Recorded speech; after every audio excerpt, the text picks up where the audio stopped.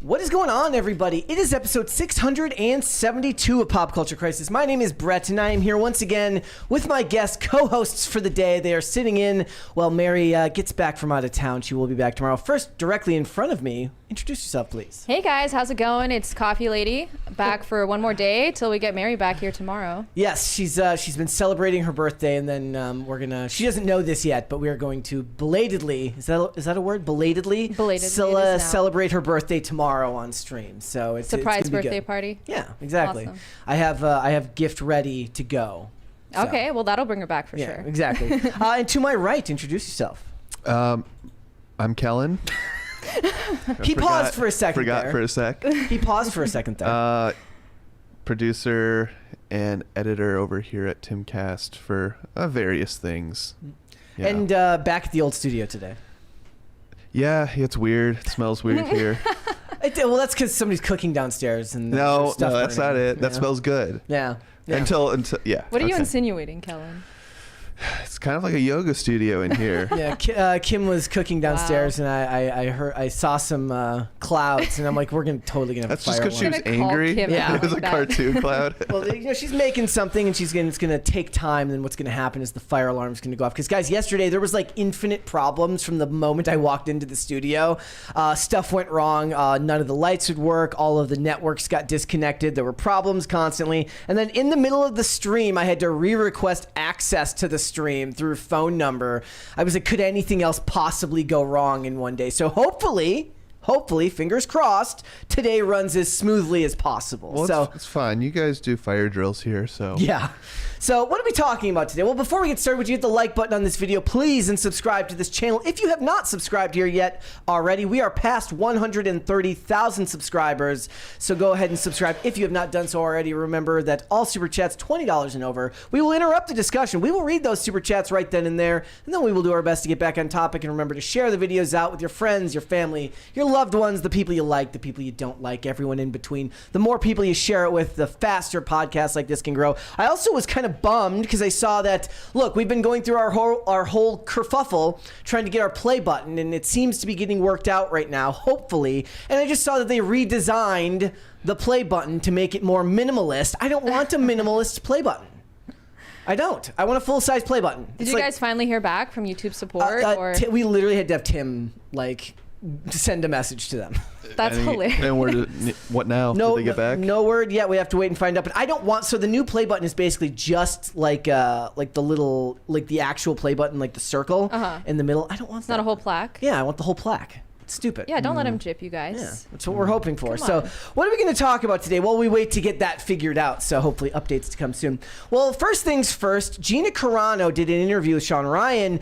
She talked about godlessness in Hollywood, narcissism, people worship of self, and also her stance on the culture war, which I thought was very interesting because her lawsuit is ongoing, and it kind of correlates directly to this new lawsuit that I don't know if we're going to fully get into today, but there's a new lawsuit that was allowed to move forward based on the show SEAL Team. A writer for the show SEAL Team said that he was basically not hired or not, illegal equity programs caused him to lose his job, and his lawsuit was allowed to go forward, and Gina Carano's lawsuit was used as precedent for this. So we're going to get into more of her discussion. We're also going to talk about how Henry Cavill and Hugh Jackman are both contributing to unrealistic male body standards. That's right, ladies and gentlemen. For women, it's unrealistic beauty standards. For sad men who have no drive whatsoever, it's unrealistic body standards. So we're going to get into that. I also do want to get into the discussion we were having yesterday that we didn't get to quite touch on about the obsession millennials have with therapy and therapy speak. Also, brain rot language is causing Gen Alpha to be completely uncommunicative with their parents, which is completely makes sense whatsoever, right? Is it like in an ironic way? No, I think that's what the thing. it is. No, the thing is like they're saying that it started out as something where there was actual meaning behind a lot of the words, and now even they don't even know what they're saying half the time. I agree. I do that because more or the less. words don't mean anything. It's so fun. If only Serge was here today, so he could decode. It's just pig Latin now. Yeah. Basically. Yeah. So we got that. We got a bunch of other stuff. So if you guys are ready, I almost said you ladies. If you guys are ready, notice how I just said guys is okay. I'm just have to start making dad sounds over here. Sarah, you ready? I am ready. Kellen. Yeah, let's do it. First things first. I did get this sent to me. People know me too well, so multiple people sent this to me. Little they know, I was already on top of it. Dr. Pepper. These company collaborations for food are they're out of control. I looked for one today. Honestly, I kind of want to try this one. Dr. It sounds Pepper kind of good. is collaborating with Krispy Kreme to make a Dr. Pepper filled donut. That actually sounds good. Cream filled donut. Yum. I'll give you a hint. I tried the Dr. Pepper beef jerky. It is not good. Really? Really? It's not good. It tastes just like what you'd imagine Dr. Pepper flavored beef jerky would taste like. I want to try it. Yeah, I mean, you can get it at most stores. I didn't find it all that good. A lot of people will cook meat with Dr. Pepper, and it tastes good. I've had it before. There was like at one point here in the castle, there's like the supply closet. There was a thing of like Dr. Pepper baked beans that just sat there forever, and I was like, who bought that? We got we had like an entire shelf full of just ketchup chips. Yeah. You remember that? Which I'm happy of because I'm a weirdo. I love that. I love ketchup me chips. Those are too. delicious. But the Lay's ones are gross because they just taste like pickles. Those, it does not, like, you got to get like the Hers, or I think it's Hers or Utz. I can't remember which one. Hers is goated these days. You can't get them anymore. I guess it's like a Canadian thing. I was telling someone no, it is. They were, even the ones we had were Canadian chips. Oh, really? But no, they had like French Canadian text on the back. Oh, yeah, I so, never like, even it's like looked. French, Yeah, that's funny. Hers makes just recently grilled cheese and tomato soup flavored chips. They're so good. That's probably good. And yeah. I tweeted about it. I was like, it literally tastes exactly like science has gone too far. Science has gone. It literally, like the bite tastes like the tomato soup, and the aftertaste tastes like the grilled cheese. It's like we live in the Matrix already. Like we're in the pod. Yeah. Just. Who are these scientists, and what the hell did we do to deserve all of these things? I appreciate it either way. Yeah. I don't think they've gone far enough yet. We're finally. We're just starting. There's worse though. I've got worse for you guys here. I saved this one. I got so excited about this one yesterday that I saved it for today. So, who needs heaven when Taco Bell is opening early retirement communities? I don't get it. That is a real thing. So listen, Taco Bell is giving loyal customers the whole enchilada. The fast food franchise has unveiled an early retirement community for rewards members, complete with crochet classes, pickleball, and poolside cocktails. Yes. We got a There's $20 chat from Ben. Dude with the glasses is carrying the show right now with the enthusiasm. Well, I'm always enthusiastic. I'm Mr. You are. And Kellen, Like, he's just, there were times he's a little tired. There were times when I would. So I've limited myself back down to like one energy drink a day. Okay. Just because I had to rate. You should have seen it before. It was too many. I was up to like 2 a day because I would have one again after work to go skating.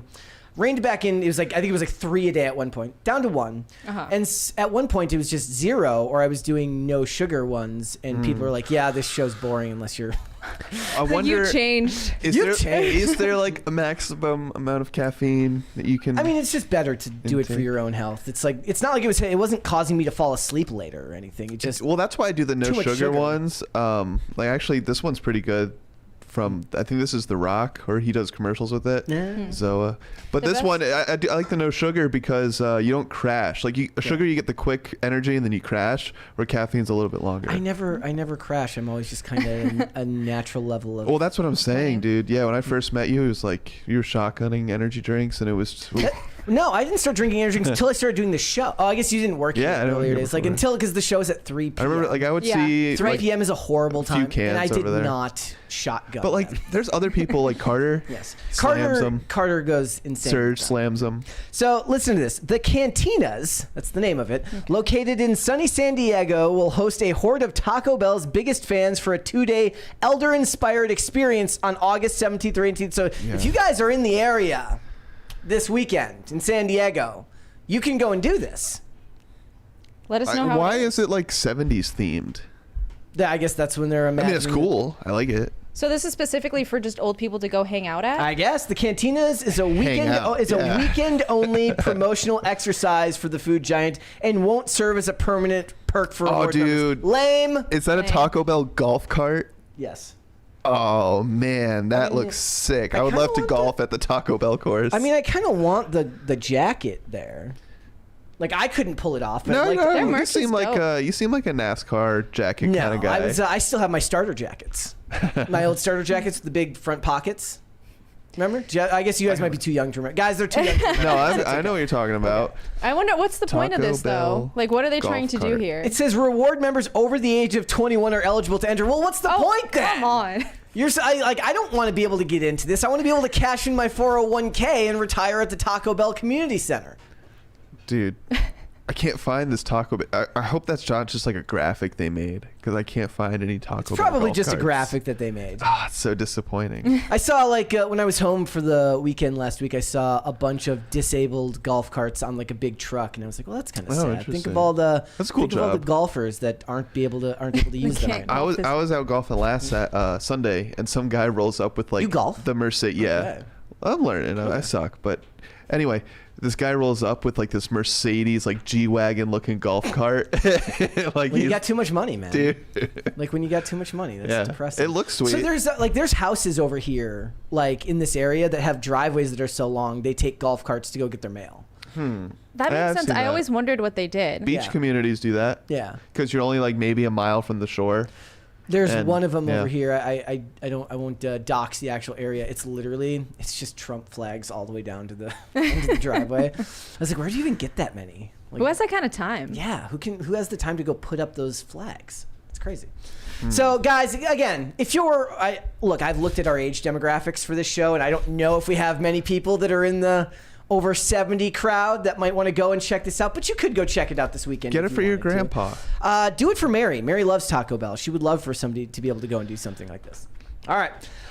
So this was big news that dropped just before the show went live today. If you guys remember, Matthew Perry passed away recently of a ketamine overdose. There has been a wrongful death investigation into it due to the ketamine that he was taking not being the ketamine that he was prescribed by the doctor, because he was doing ketamine infusion therapy, but it was a 1 week on, 1 week off therapy time, and he had ketamine in his system at the time he passed, and he was in an off week. So they launched an investigation into his death, and it looks like they have made arrests now. The doctor and drug dealers are in custody. And the first thing it made me think of was how the same thing happened to Mac Miller when they found the guy who sold Mac Miller the drugs. And I'm like, imagine if your average everyday person got that type of police investigation into anything. I know. That's what that I'm thinking about happens over to them, here. right?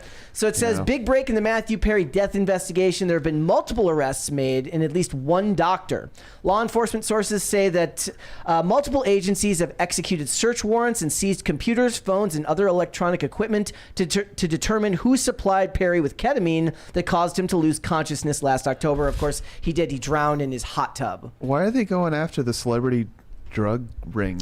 Like, It's the same thing. So there was the soap actor who died in like a carjacking. I think his name was Matthew Wachter. Okay. And there's now being calls for that today too. Because if you're a celebrity, even if you're a soap star, if you were in Friends, if you're an actor, somebody of consequence in the community to them, they're going to do more work to actually try to solve the crimes because it'll get good press for them. And then they don't have to actually do the work for the crimes that matter. Not that they don't all matter, but for the other crimes that matter to the rest of the community. And then it doesn't help anyone. keep the sheep happy. It seems like this is a way bigger issue though than people realized before. I don't know, like if you guys have been keeping up with Kanye West and like Milo. I don't know how to say his last name, but he essentially recently came out saying that Kanye's dentist got him hooked onto nitrous. Yeah. So I think that happens more often than we think in Hollywood, where doctors celebrity exploit drug their dealers, yeah. absolutely. Yeah. This was what it was. It was General Hospital actor Johnny Wachter. Search warrants served on gang members and arrests imminent. Again, I don't know if that would happen if it was not somebody of consequence in the community, right? Somebody that people knew. Yeah, probably not. You usually have to kind of nag police officers to do their jobs, unfortunately, when it's like a bigger case, a more complicated case. Yeah, so it says the ketamine Perry ingested was not legally prescribed, and multiple agencies, including the DEA, the U.S. Postal Service, and the LAPD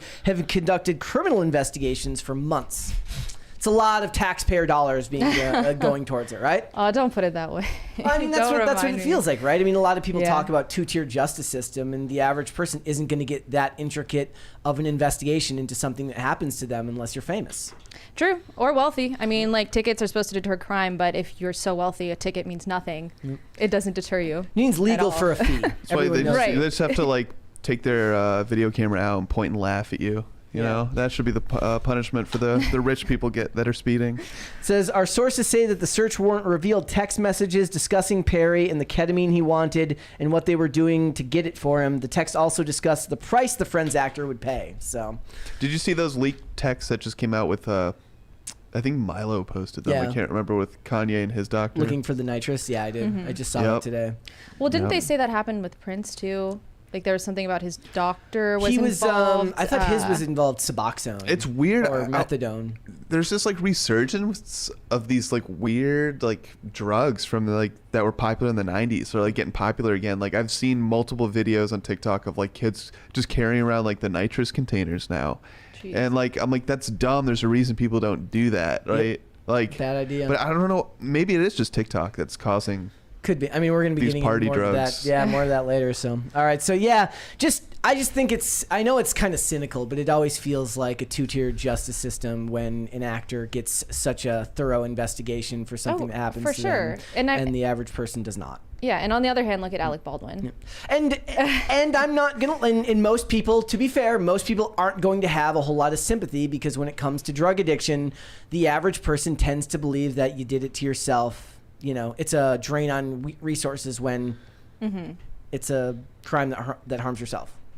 I mean, but I get that argument when you see what they're doing in like places like Hollywood with the homeless population where they're giving them free drugs. Like that's not helping anybody. So if that's your solution to helping addicts, it's not a solution. Maintenance programs are rarely helpful.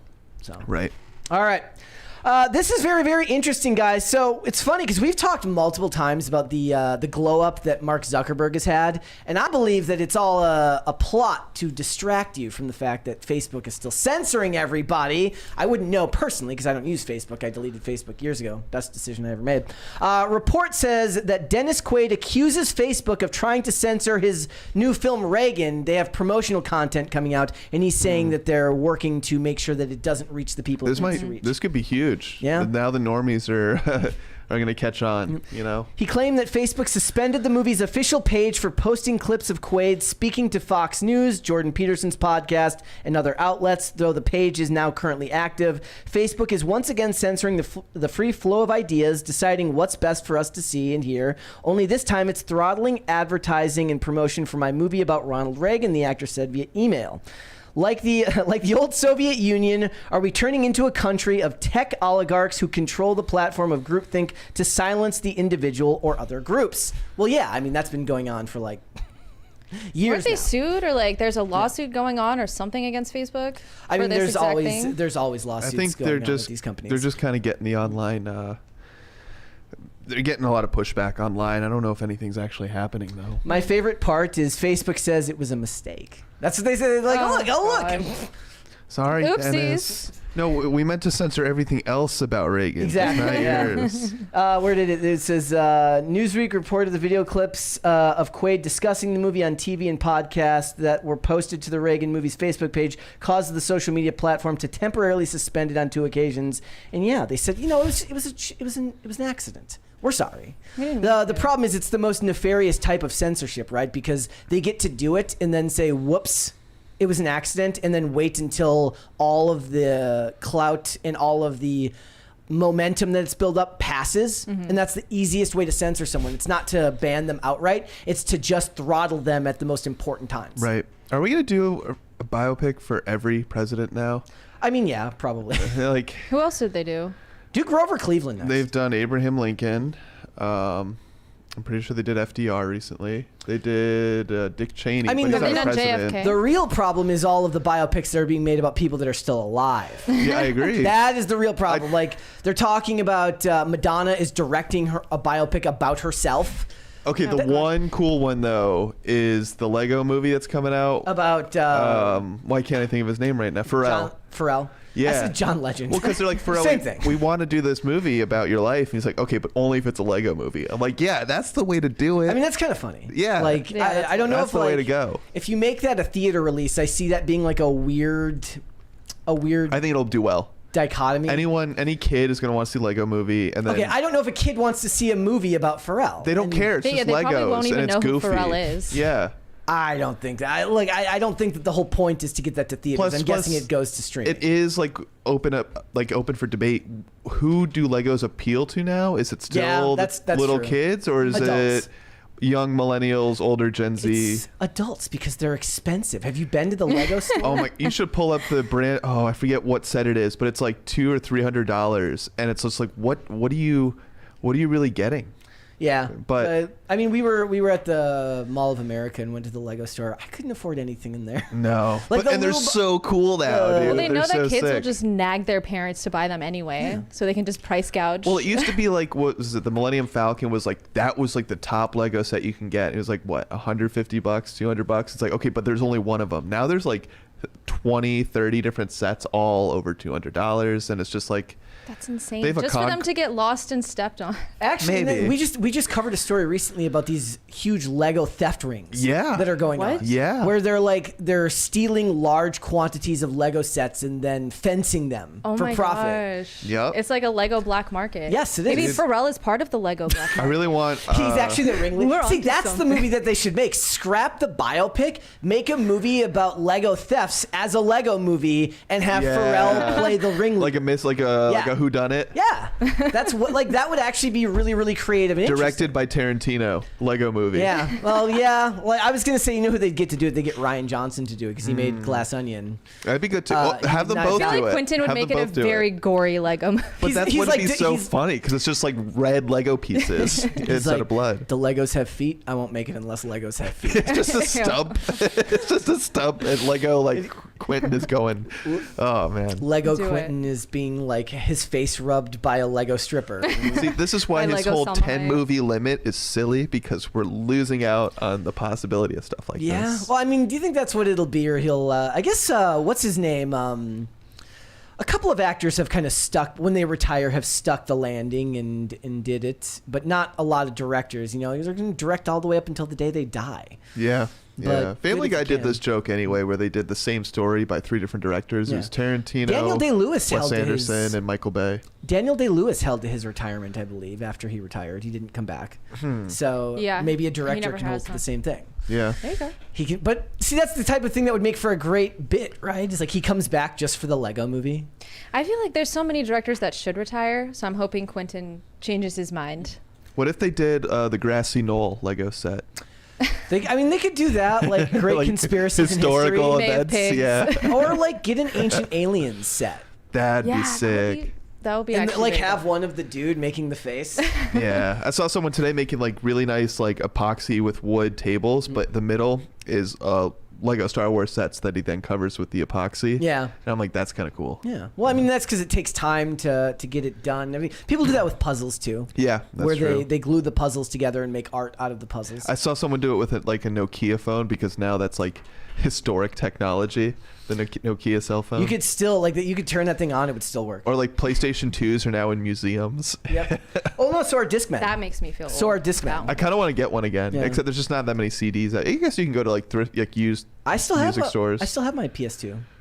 I still have like the. Do you use it? Like, do no, you play it? well, I not anymore, but I wanna get used to a- use it just for like Hitman 2. the Discman, like you're saying. Yeah. Those things are cool. Well, I was just reading an article about how Gen Z is turning out to be really into tapes, like into cassette tapes. Like, oh wow. But there's like a learning curve where they don't understand how they work at first. What are they Interesting. putting them into? I Everyone, haven't seen all these, anything that can any play a indie cassette. artists like Olivia Rodrigo, Chappelle Roan, Sabrina Carpenter, they're all releasing CDs, Taylor Swift, and cassette tape and records because the album is digital now. So like they're just doing it for fun now with the physical media. Yeah, I mean, there was a point in time when skate videos, when they were in the transition period between making DVDs and Blu-rays and going to like, you know, pay VOD releases of skate videos, where people were doing a thing where you could buy like just the flash drive, but it would come in like an intricate box that was themed to the video that you were buying and stuff like that. So low overhead on the actual media, but then the presentation of it is really what you're buying it for. And then the clear plastic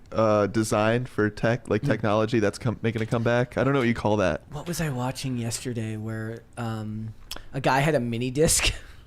Like the mini disc player, like it's a CD but smaller, and I'm like, that was the most in between time. Remember I used to have a PSP. Remember the PSP games, the little discs? That's great, man. I still like when I was back home. I went through all my old. Unfortunately, my Nintendo 64, my original NES, and my 16-bit Sega Genesis all got water damage. Oh, wow. Which was really a bummer. So how did that happen? It was in a basement, and some condensation got through. So I cleaned it as best I could and had like one of the systems mailed home, but the 16-bit Sega was a total loss. Some of the games. No warranty? You didn't have any from 1990. Back then, they used to give out lifetime warranties. I don't think that there's the lifetime. I don't think it still applies. No. Maybe I could try. But I mean, I can buy like a Mega Drive off eBay for fairly cheap. But having that be the type of thing that you lose when it's the same system that I've had for years and years and years. It's literally been there since my childhood and managed to just keep working. You know, sometimes you have to blow on the game a little bit more as you go on. But yeah. All right, so you sent me this earlier. You were talking about how Grok-2 Electric Boogaloo has been released, and it's absolutely unhinged. Yeah, it's fun. Yeah. Did you test it out? No, my uncle's been sending me all kinds of crazy stuff, though. You have to pay to use it? I think you just have to be subscribed to X, like the paid version. Okay. Yeah. Cool. Those pictures right off the bat were the first ones that I saw. I saw one of a pregnant Elon Musk with Donald Trump. I could send that to you, too. That's disturbing, though. That's the point, right? Like, people were mad because they were saying that, I don't know if this is true, I only glanced by the article, saying that it wouldn't let you make, like, LGBTQ couples. It would only make, as they put it, cishet couples. And I was just like, remember that time, like, 6 months ago when Gemini was making everybody black? Seamus has a really good thread on Twitter of the Grok photos of the Sesame Street characters and their participation in January 6th. Perfect. Send it to you. Got it? Send it to me. Yeah. I'll send it to you. That's but yeah, it was that, and then there was the Elon Musk video that everybody was talking about. It's tough. That one was funny. It's tough though because this is so funny because there's no filter and they're unhinged. But it's tough for like shows like this because like what the funniest ones we can't show. No, you can't show them. Right. We've pushed the boundaries on some of that. There was like an AI video that I had for the brain rot segment today that I eventually had to like put a cap on what I was going to be able to show, just because the brain rot doesn't mean that it's PG. Just because the language is unintelligible doesn't mean the theme is something that you can talk about. All right, I just sent you a few. I think you could probably pull this one out for Seamus. Okay, here we go. The Cookie Monster, I think, is my favorite. Yeah. His little captions too. This is so well done. Emo says so. Not Elmo. Emo says build the wall. It's close enough. That's close enough. Elmo hates that the southern border has been left wide open. Look, leave the Muppets alone for the most part. Like the Muppets are great. Bert it's a funny one, but I think the Cookie Monster is just the most fitting. He didn't really have to read do that too one. much. What is it? Voice wise, yes, you're 100% right. It just says InfoWars. Cookie Monster's become radicalized by the bakeries being closed in 2020. Yeah, that's what it was. PBS has distanced themselves from him heavily. Well, they had to. Yeah. They had to. Look, the Muppets are one of the last great things about Disney still, right? Like, I watched a couple of the 2014, like the Muppet stuff that came out in the later years of Disney, and I didn't think they were too awful. What was that parody movie with Melissa, the Happy Time Murders? I never saw it. It was weird, but it was kind of funny. It was like it's a parody of Muppets. Okay. But it's like she plays like an agent who has to go around with this Muppet who's also like an FBI agent. Seems like it could have like a great concept that maybe just wasn't expertly handled. It's kind of like a noir. Yeah. It's very interesting. I've never heard of it. It came out in 2018. Yeah, it was funny. I enjoyed it. I think it's a little bit slept on, but Brian Henson got some bad reviews. All right. Well, you can always try next time. But it's a lot of stars in it. All right, so this is an interesting one from Zoe Kravitz. I agree with her 110% on the general theme of this post that she had. So she did an interview. Says Zoe Kravitz knows it's controversial to admire Roman Polanski's work, but can't accept that somebody bad. But can accept that somebody bad was involved in something good. Well, yes. If you didn't watch stuff in Hollywood because somebody bad was involved, you wouldn't watch anything. Right. Because there's pretty much guaranteed to be somebody awful in some way, shape, or form involved in everything. Yeah, whether it's in a or producer, outside of Hollywood, anywhere you go. I feel like that, honestly, boycotting something because there was one bad person involved is more of an injustice to everyone who worked hard on that project. I mean, a lot of people feel. They were saying that about Ezra Miller with The Flash. And I was just gonna say to push back, like if. Rachel Ziegler, they want that to happen. They want to ruin Snow White because she's so insufferable. I don't care. They want her to, you think? Like, I'm not going to not... I don't really care about Snow White. But in general, like, if an actor is stupid and says a bunch of stuff that I find annoying, that doesn't prevent me from enjoying a piece of art. It never has. Right. Like, part of it is, like, when I'm watching it... I guess it's a little bit different sometimes, depending on how good your memory is. But I think I was saying it yesterday... A lot of times I'll be watching something. It happens more on TV than movies for me. But I'll be watching something, I'm like, oh, I vaguely remember that guy saying something really stupid. Yeah. And I can't really quite remember what it was. And I'm sure it was ill-informed and dumb. But it doesn't really prevent me from enjoying art. If anything, I kind of get a kick out of the fact I'm like, wow, he's really good at this and really bad at whatever else that was. You know who gets away with it, though, all the time is Michael Rappaport. Well, I don't care. Like, he says some stuff that really bothers me, but it doesn't impact one bit. Yeah. Like, honestly, it might make everything he's in funnier. Yeah. But, yeah, people say that's why I'm like, don't follow your celebrities and your actors that you like. It really on social is media. the best thing that you can do, because I see like a lot of people get really worked up on it, especially on Twitter, right? Where they're like, this celebrity said something really, really stupid. Whether it's like, I've posted a video the other day of. Or no, we didn't end up showing it. I had it for Cringe the day after Kamala Harris got the presidential nomination. Kerry Washington did this video, this really cringy video where she like danced and said, "If she's Brat, I'm Brat." I'm like, oh gosh, she's still a great actress, but There's a debate I saw. What is the song of the summer? Is it that Brat song or is it Sabrina Carpenter? Oh, I guess I would say the Sabrina Carpenter one. They're actually, it's the opposite. I think they're both kind of heavily astroturfed. It's the good girls competing with like the edgelords. I think they're both astroturfed. I think Sabrina Carpenter is astroturfed by Spotify, and I think whatever. No, Brat you know who really is? Brat is a song? No, it's that album. Like I think that so, yeah. Charlie XCX is. I thought there was one song called Brat. That is being astroturfed by a political campaign. So they're both, on fake footing. J.J. Abrams' daughter is like came out of nowhere and now is like this like Sabrina Carpenter similar type singer, and I'm like, oh yeah, like Plant, like Hollywood Plant, easy. Well, we have this discussion about actors all the time, right? Like, at what point does it become a plant, and at another point, there's just a certain level of nepotism that's to be expected of certain actors in Hollywood. That's true. And the difference is like, does it destroy your enjoyment of their work? I always bring up the example of John David Washington. I enjoy his work, even though he's not his dad. He'll never be Denzel Washington, but I think he's fine. Yeah. You can't really blame someone for who their parents are either. The arts get a bad rap, but the sports world, no one ever complains about nepotism. Well, I mean, that's because they're kind of doing with Bronny James, right? Because he was 55th round pick when he would have never made it. To the only reason, he was he probably shouldn't have gotten drafted.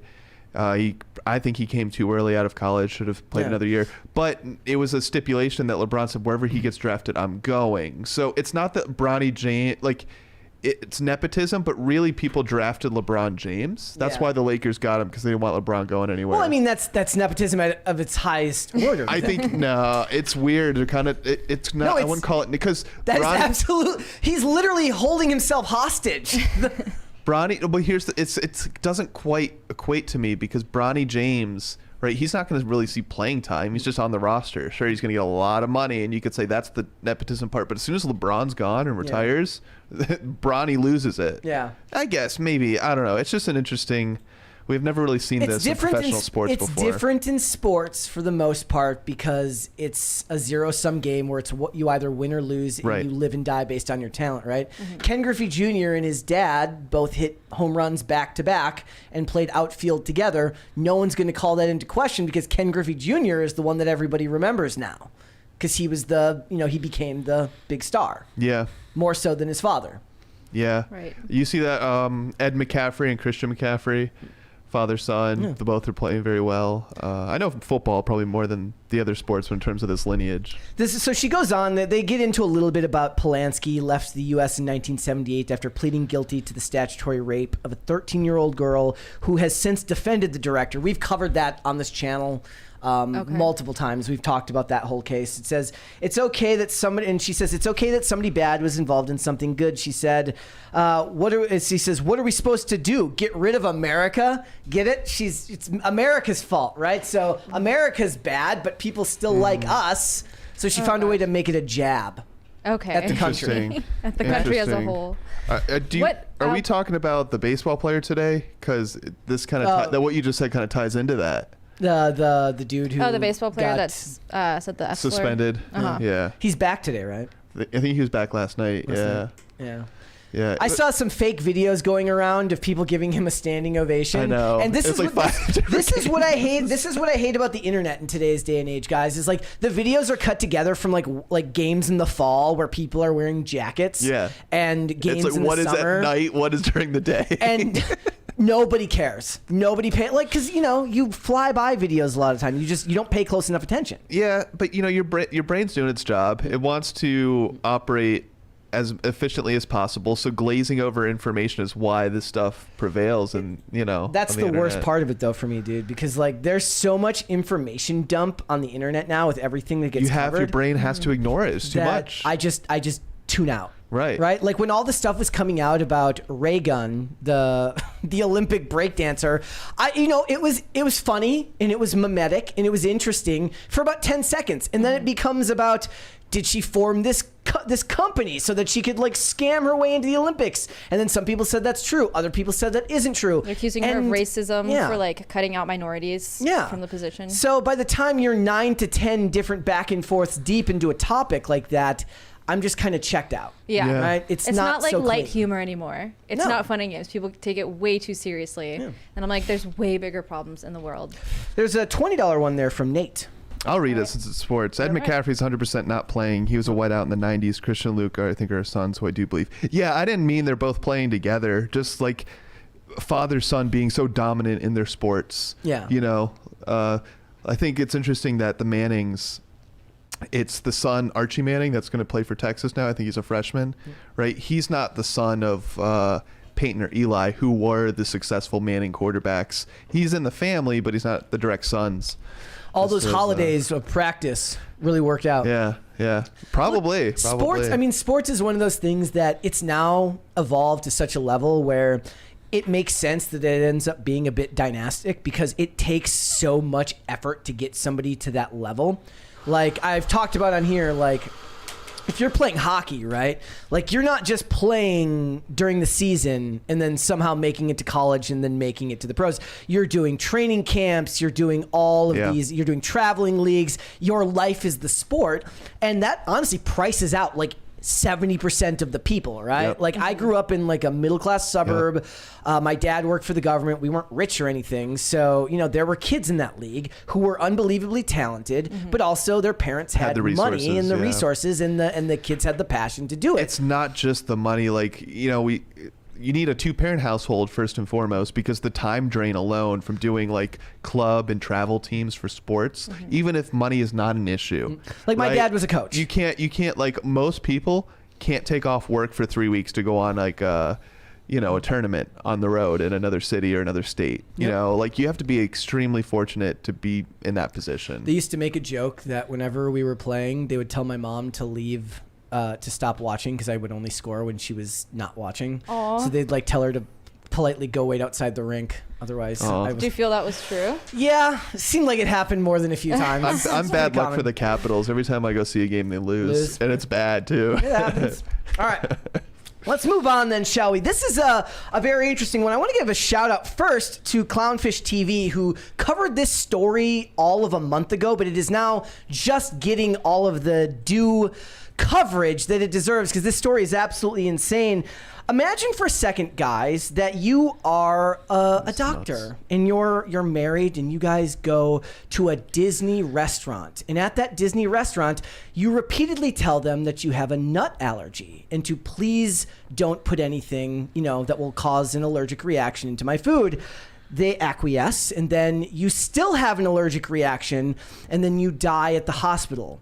And then after that, when your grieving husband decides to sue Disney, they tell you that they're going to try and get it thrown out of court because you once signed up for a free trial of Disney Plus. This is a real story. So this is the most dystopian Big Brother. Oh, 1984. absolutely, guys. This is insane. This is like a Black Mirror come true. Disney is trying to get a wrongful death lawsuit filed by a New York University doctor's grieving husband tossed because he signed up for Disney Plus streaming service back in 2019. Okay, Jeffrey Piccolo is suing the theme park juggernaut, claiming that his wife suffered a fatal allergic reaction shortly after eating at Disney Springs restaurant in Florida last October. But Disney is claiming that the $50,000 lawsuit should be moved out of the courts because Piccolo agreed to arbitrate all disputes with the company when he first signed up for a 1-month trial of Disney Plus. You watched one episode of Mandalorian and have sold your soul to the devil. Like, I honestly, in a lot of ways, I wanted to collect more memes about this because what they deserve more than anything is derision.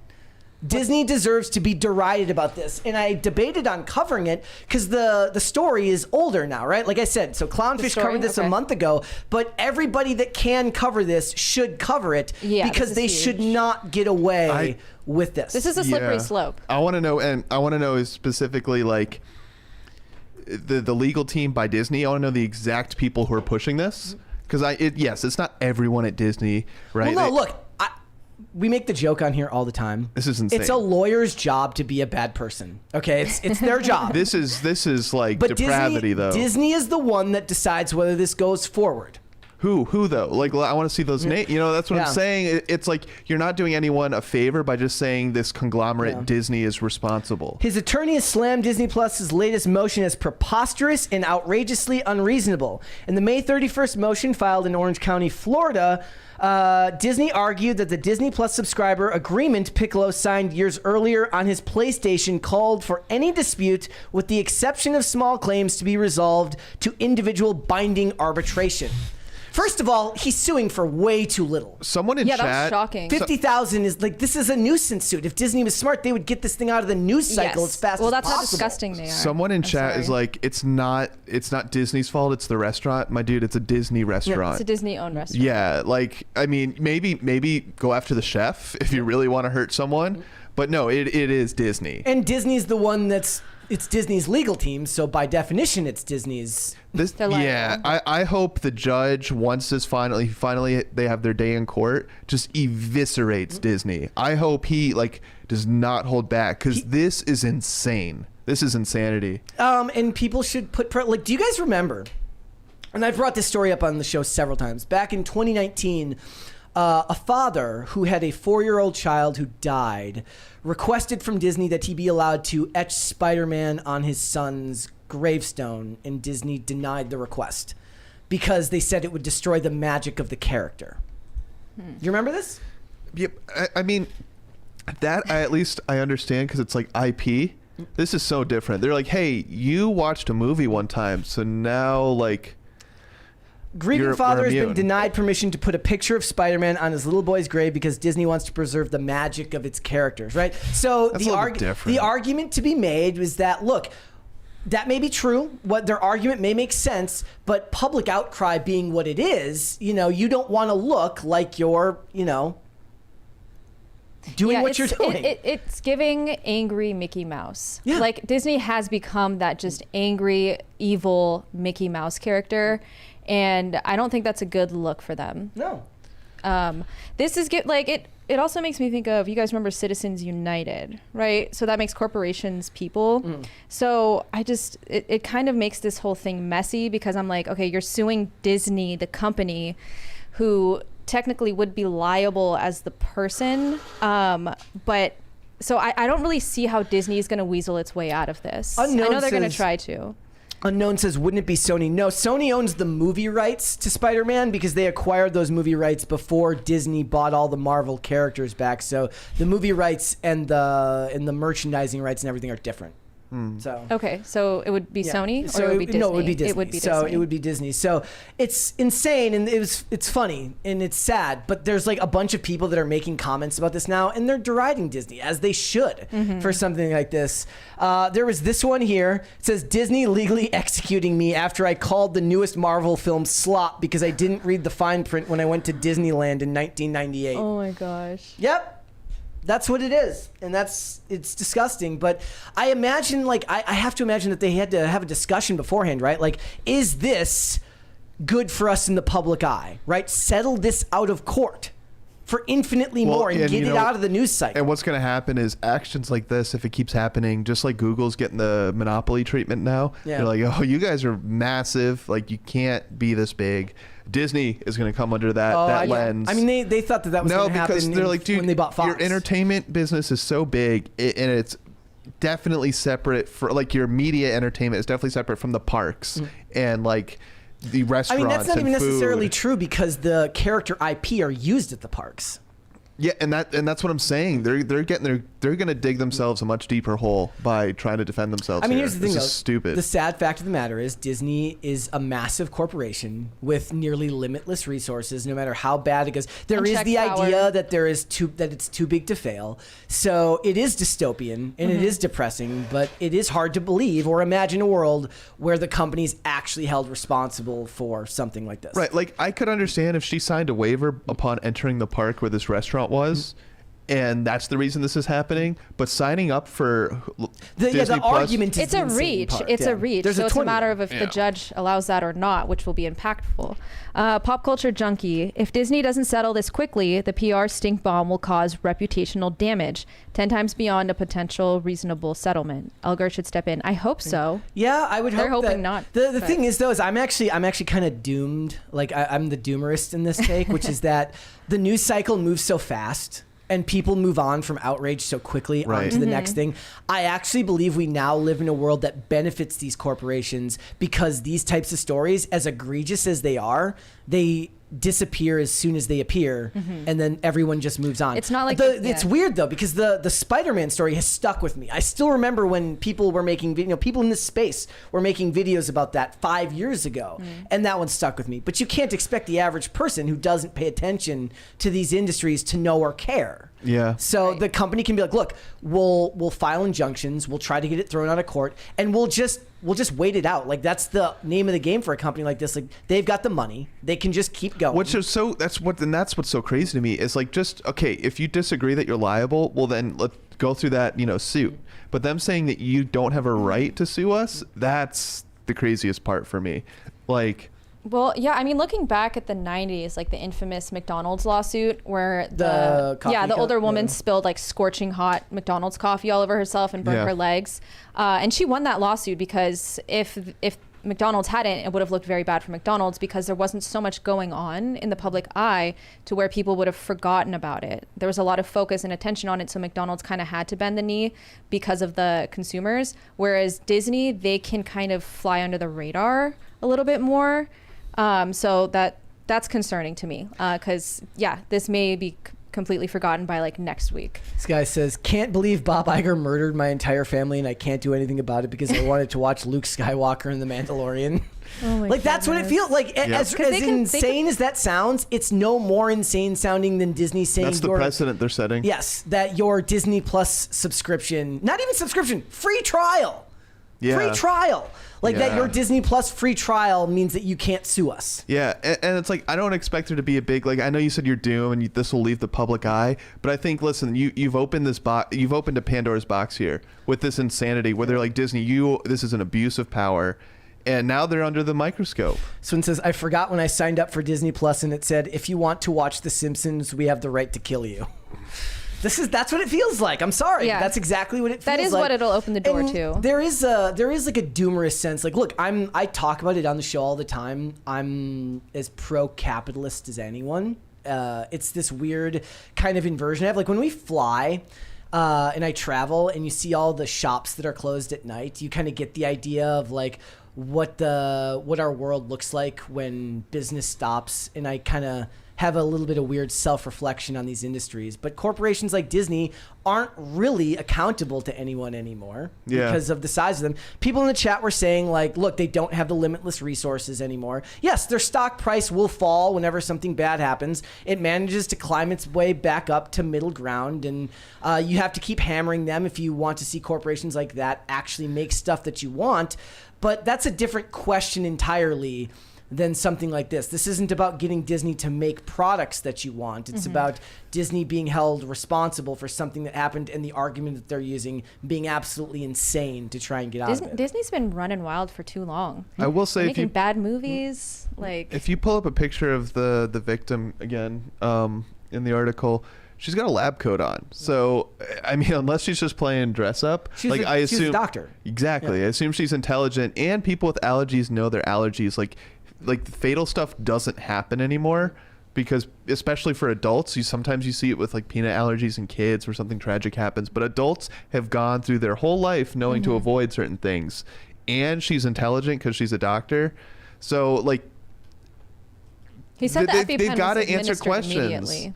Yeah, and they've got to answer questions. Mistakes happen at restaurants, especially in this day and age where Gen Z, and we'll talk about it later, but you can't even understand what Gen Alpha and Gen Z's talking about because of brain rot. Mistakes are gonna happen in the kitchen. It says that she repeatedly stressed to wait staff that she had a nut and dairy allergies when she ordered scallops, onion rings, broccoli, and corn fritters. And they had, according to the filing, soon after leaving the restaurant, she started experiencing difficulty breathing and collapsed. She died at the hospital shortly after. So I want to see the case go forward, and I'm glad that Clownfish got onto this earlier, but I want more people to cover it because it does put some pressure on Disney to try and settle this. Yeah, I wish that this would get more coverage than the Johnny Depp Amber Heard case. Well, I mean, like, we've that talked would be extensively about how that's going to turn into the Blake Lively and Justin Baldoni stuff. Every 5 to 10 years, we get like this massive trial that everyone's watching. I feel like like OJ, Casey Anthony, there's big ones that pop up in between, but like massive ones, like everyone was watching OJ, everyone was watching Casey Anthony, everyone was watching Johnny Depp. So what's the next one? We'll have to wait. I guess see. All right, what would you guys like to see? Cringe? Well, I was actually going to cover the streamer who stayed awake for like 200 something hours. I don't know what to say about that. I know, though. It's like when I thought about it, I'm like, just don't do it. Trust me. If you guys don't know, a streamer, is it Normie? Is it Norm? It's Norme. I don't know. He was awake for like 250 Wouldn't that something. kill you or like drive you insane? A lot of people are. YouTube and Kick shut down the stream, his no sleep stream after over 250 hours. Listen, I've done the 4 or 5 days awake thing, guys. Don't do it. I feel like death after 10 days just 24 hours. I mean, mine was at worst times in my life. The point is, don't do it. Right. Don't do it. It's horrible for you. And if I'm seeing shit at 4 days, the dude was in no place to be making those decisions. An interesting thing, and you see this a lot in major cities on the sides of the street where like the people are on drugs and they look like zombies. That's not always the drugs that make them act like that. It's the drugs keeping them awake to where their mental state deteriorates, and it's like they're dreaming while they're awake, and that's why they seem so out of it. They seem like zombies. Oh, because they haven't slept. They haven't slept, and that's what you're seeing. Yeah, I used to see crazy shit. It was not good, good, and you definitely shouldn't be doing it as content. Yeah. No, you can literally die. Like your body functions will start to shut down. Right. You'll lose your mind. It's awful the things people will do for fame. Yeah, dude. And from YouTube's perspective, it's a no-brainer to shut it down because they don't want to get sued if the dude dies on stream. I'm shocked they let him do it for that long. Yeah. All right, what would you guys like to see? Cringe or cute of the day? Which first? Is the cute of the day the Rizzler? No, it's still pets today. I substituted the Rizzler you had for a different Rizzler clip. Just pull up all the Rizzlers. Well, there's we'll do cringe first and get it out of the way. Today's is pretty bad. Today's is pretty bad. I was going to do this one yesterday, but Good. I need to feel something today, so right, bring it on. Hey, will you watch my kitten for me? Here.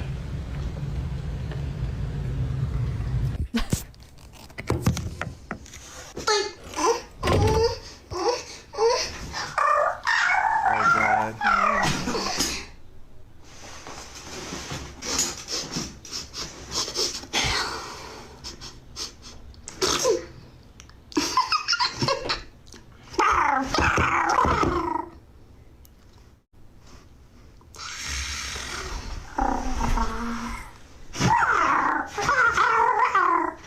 Why is this so long? How long is this? we're not even halfway She's done, really guys. milking it. Open This your is- eyes. I just saw a clip of the Italian women who did the voiceovers for the Minions, and that's literally what this sounds like. Ew.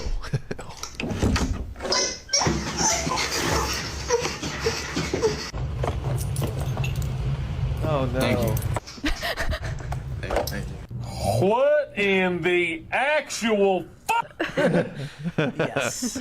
I don't know which. This I ties don't into say. the article we're going to talk about later about I don't know what to say. millennials and psychology. Yep. their psyches. Hey, will you watch my... I see that stuff and I'm just like, Or is that Gen Z? The worst part about it, I think, is that like I'm picturing them doing it with like the front facing camera on, and I'm like, at least How many takes did she have to do? yeah, like is she actually making eye contact with the camera while she's doing it? Like, what do her parents think in the other rooms? I'm guessing Oh, that they're she not doesn't home. own that house. They're not home. Yeah. And if they are, oh boy. Yeah, rough stuff. Oh. All right, let's move on. Let's do cue to the day, ladies and gentlemen. That'll help everybody. I promise. I actually I went to Yeah. a graduation party recently, Someone was and doing that? all of them were Oh. dressed like that. Not with like the paws Furries? and stuff, but they were all dressed like that kind of gothic, little bit like metrosexual style. That was furries. So you're saying they were Like that dressed guy? No, I mean that's they didn't dress like a furry, but that style, the haircut, the jewelry, the pretty Well, metrosexuality. you know how they say kinda made a like public comeback. schools like are largely like a feminine environment, and these boys are being raised in like a feminine environment. Yeah. I think social media is also is- a feminine environment. This is so- hilarious. Mm-hmm. In the chat, John Durham says Mary would never have allowed this. Mary would have absolutely allowed that. You don't know what Mary. Mary has put us through. Yeah, you don't know Mary well enough if you don't think Mary would have done that one. Mary would have absolutely. There's every possibility that when she comes back tomorrow, she will submit that one to me and say we should use this for cringe of the day, and I'll be like, I'm sorry, I've already put everybody through it. That girl kind of looked like Amber Heard, honestly. I wonder if she did that. All right, here we go. Let's do cue to the day now, everybody. Palate cleanser. This one from Bookstore Thor says Willie is waiting on some test results, but still living his best life in his old age, and he's adorable. Oh, He's he's very snoozing adorable. hard. All right. Hopefully Willie is okay. And this Prayers one up looks for like they got Willie. rid of that one. Oh, All right, do this one. All right, this one's from Cookie Dine. Says pets napping in snug spots. Very cute. that's a crazy way to sleep right Yep, there. it the is. dog. Yeah, that doesn't even look comfortable. His head's just all the way up into the corner. All right, let's go ahead and get started then, shall we? Now that we are, what are we? 58 minutes into the Damn. show, ladies and gentlemen. We're off to a right, pretty good I'm start. ready now. You're good to go? I'm ready to go now. Okay. Yeah. All right. So Gina Carano gave an interview recently with Sean Ryan, and they got into the discussion of godlessness in Hollywood and narcissistic worship of self, as well as what it means to fight the culture war without wanting to necessarily fully enter the political space. And I thought this was very interesting because she's got a long road ahead of her with this lawsuit with Disney, right? Like, it's not something that's just over in a day. It's something that's going to take a long time before they can get through it. And what she talks about is how actors, what was her quote? She says, let's go down through this here. This was reported by Jack Dunn at Fandom Pulse in an interview with Sean Ryan on YouTube. She says, Satan's made these globalists believe that they can play God and that they are their own gods, and it's just horrible. An ugly thing that they are using and they will use until, the end. And I do believe that that's true. What's funny is, like, to get to a certain level of fame in Hollywood, you do have to have a certain level of self-obsession to continuously put yourself out there. You have to take good care of yourself. And she gets into that in this interview. There's a lot of rejection in that industry, so you do have to have a very healthy ego to go to auditions, constantly be rejected, and keep looking for work. And she talks about how the persecution that she faced from Disney brought her closer to God. I imagine that if you were to face the type of canceling that someone like her did, that you would have to find a higher power greater than yourself. Otherwise, it might just be a bit too much. Yeah, Disney's really out here playing God. She says, Carano was then specifically asked about the satanic rituals in Hollywood. Well, of course, right? They always have to ask about that. She responded, just from watching and being spiritually aware, I guess so many of these actors that do so well, it's like, I am my own God. They have everything together. They have the wife. They have the kids. They don't drink alcohol. They are in shape and all of this, but they believe that they are their own God. And I do think that that's just another word for just insane levels of narcissism. Yeah. Yeah. And that's the dark side of the industry, right? Like, one of the things that I talk about a lot is like Hollywood is actually, when they want to be, very good at satirizing themselves. When they make satirizations of actors, you know, they're self-obsessed, they're drug addicts, they're extremely narcissistic, they Not treat very everybody smart. else around them like crap. Well, they say if you're going to do good satire, you have to really understand it. With the satanic rituals, you know, obviously, like, that's a conspiracy everyone likes talking about, but Hollywood definitely has humiliation rituals. Whether you want to argue behind... Do you mean like the dress, like putting dudes in dresses? Yeah, there's that, but there's also just the pure fact that, right, what they wanted from Gina when this whole thing went down was her to bow down and say, I'm sorry, I now think your approved opinion. I've changed my mind, and now I think what you want me to think. And that's humiliating. They did that to Kyle Rittenhouse too. That's humiliating. And I think that's what you see. Like, a lot of times, what you just said, Brett, you'll point to the men wearing dresses or other stuff, or like they say Taylor Swift went through it when Kanye stormed the stage and said Beyonce should have won this award. Yeah. Those are very visual, they're easy to see, but then you don't see this, like all the cancel culture and all this stuff where they're like, if you don't say what we want you to say, you're out of here. When asked if these actors say it and articulate, Carano replied, yeah, a lot of people say that they're their own God. And it's a scary thing because I feel that's almost a harder wall to break down than maybe drugs or alcohol or sex or something that's more obvious. Is that what you believe, that you are your own God, that doesn't leave room for like real God? And that's true, right? Like in a lot of them, to be fair, a lot of actors may just be atheistic or agnostic and don't think a lot about it. But if you work in an industry which requires shameless and tireless self-promotion, you will start to look at yourself in a more, inherently godlike way. And you have to rise to that level of fame. You're not going to create enough time for religion in your life, because your life is completely absorbed in what is that? The demure mean? Yeah, like you need to be looking the best. You need to always be on point. You can never be off your game, and you're not going to have time to be humble and it's not open honestly, yourself up to a higher power. It is not a benefit for them to be humble. Like no, that's no, the problem, right? Like win. It's not an industry that thrives on humility. Like Michael Sara has been a guy who's very like lukewarm. He's never been like crazy. And look, he's not a star. I mean, he's definitely a famous actor. He's a famous actor, but he's not. He's never going to get a Marvel role. Like he's never going to be. You know how that's like kind of viewed as like you're on top of the world. I mean, if at you get that a Marvel point now, role. they're just throwing those things out to everyone. But yeah, sure, it's become a status thing. Oh, you were in a Marvel like movie. Oh man, but like. You have to be crazy. You have to be extreme to rise to the top. And that level of of personal entitlement is required to get famous, because they have to constantly be looking for work, and it's part of the industry. Like, if you're going to go out on a tour and you're going to go do you wrote a book and you're doing a book tour, you've made a movie, now you're promoting it. You have to be okay with talking about yourself and your work constantly. Someone said, like, I think he said Keanu Reeves in chat, I think to kind of like disprove my point.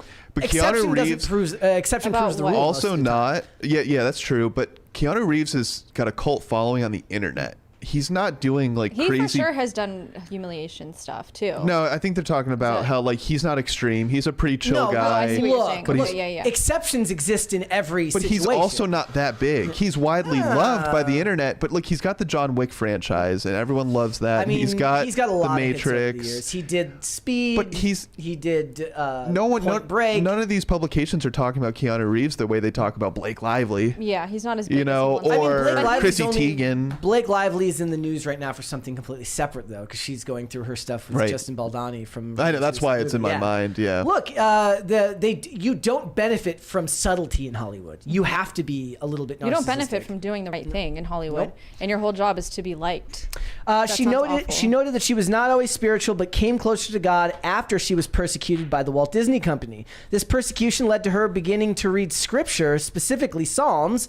Every morning, I read a chapter in Psalms, and I also read the book called A Silver Refined, and the book was basically saying it's not going to be easy, but you'll get through it, and it will be worth it, and you'll be refined. Look, like you said earlier, they tried to put her through a 40-person struggle session and get her to acquiesce to their beliefs, and now we're seeing what's happening with other stars who have been given completely different treatment. Certainly, Rachel Zegler took time right after her most recent trailer actually got a lot of views to then twist the knife and bring her politics right back into it. You can be the worst person in this world. You can be the most insufferable person as long as what you're saying is things that they approve. Yes. You know, it's not about being good or bad. Look at Mark Hamill. Mark Hamill is given unbelievable leeway to work on whatever he wants to work on with the Walt Disney Company, and he spews garbage online all the time. Obviously, garbage being my interpretation of the way he speaks. But you understand what I'm saying.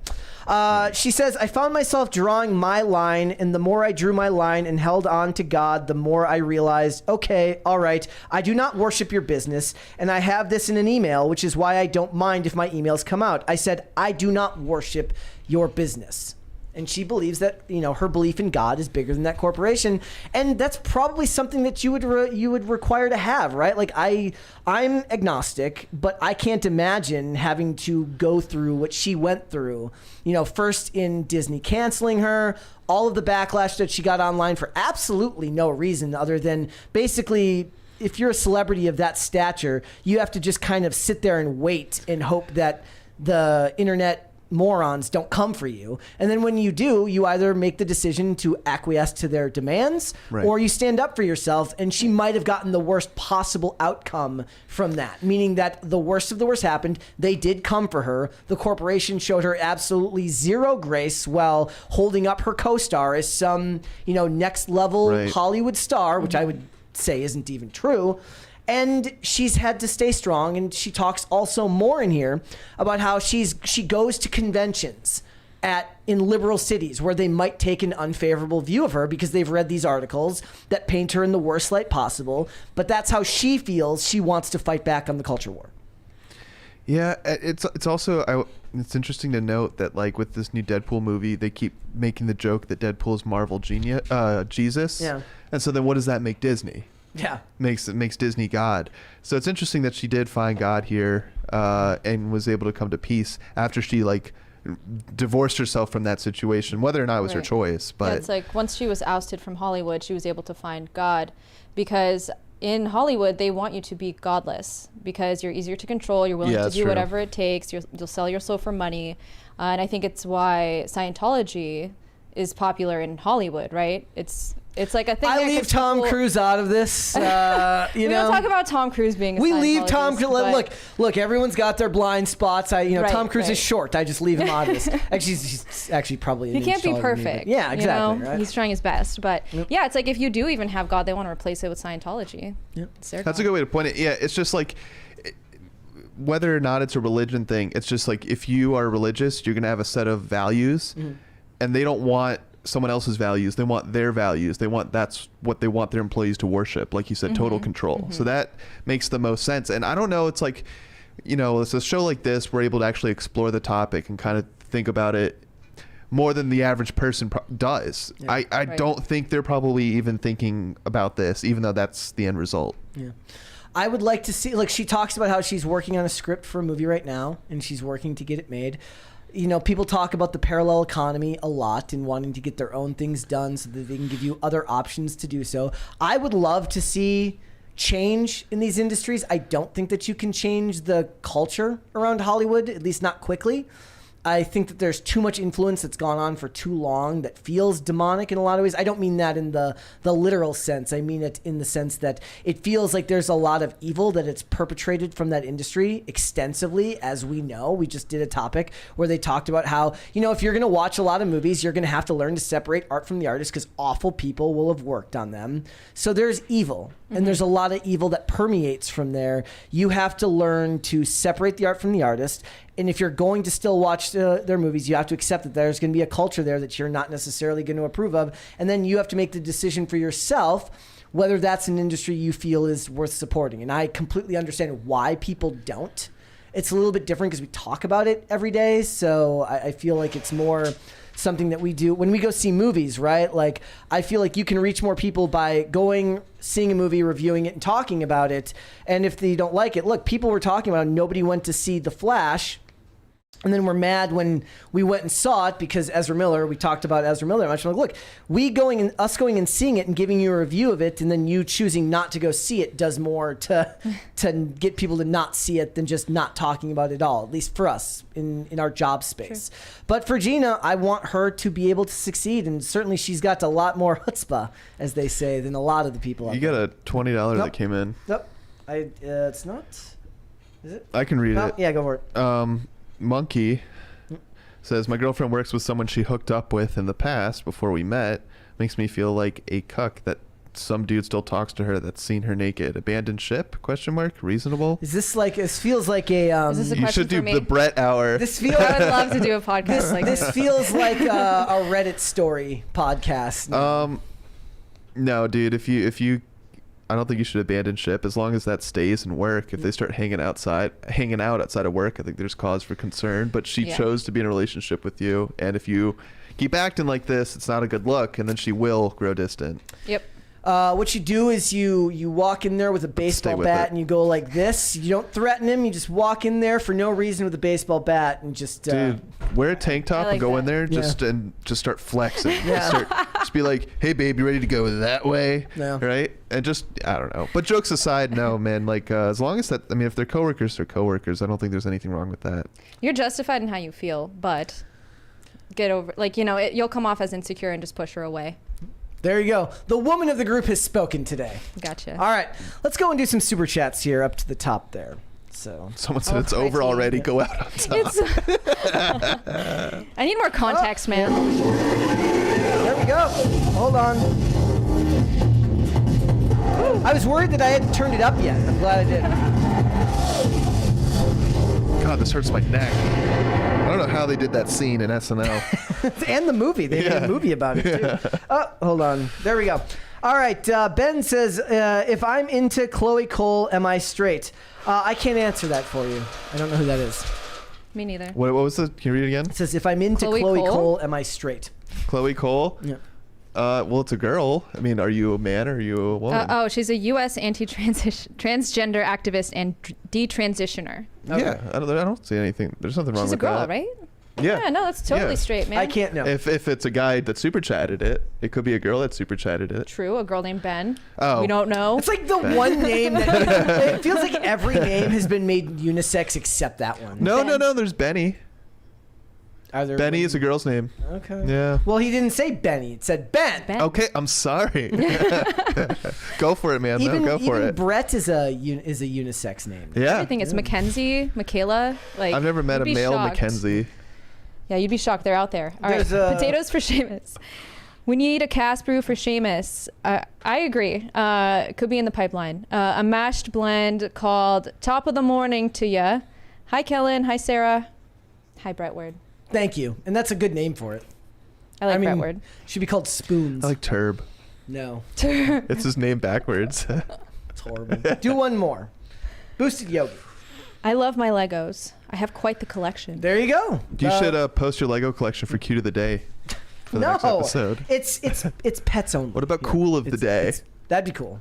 Well, I want to do brain rot of the day, but we're going to be doing a whole segment on brain rot here soon. So, all right, let's move on then, shall we? So, as a lot of you know, Women have been complaining for years that models and actresses have given them unrealistic body expectations, which is where the body positivity movement comes from, which is where the fat acceptance movement comes from, which leads us to where we are today, which is that Wolverine, both Henry Cavill and Hugh Jackman, both their performances in Deadpool and Wolverine, are now giving men unrealistic body expectations. These men should be ashamed of themselves who are complaining about it. It's steroids, right? Not necessarily. There's definitely gear involved here. There's definitely Not gear necessarily. involved. That's not the point. That's not the point. Men should see these things as aspirational, okay? Yeah. Superheroes are not supposed to look like you and me, ever. I do not want to see a squishy superhero. Yeah. I will say, like, when I was reading about this early this morning, I didn't end up having time to do it, but I was going to go through the decades, like, starting with, like, the 60s and look at, like, the top, like, action stars and then see how they were built. Well, I make and to that- see You could if even it has become more extreme and unrealistic. No. Look at the progression of Wolverine. Think of Stallone. Yeah.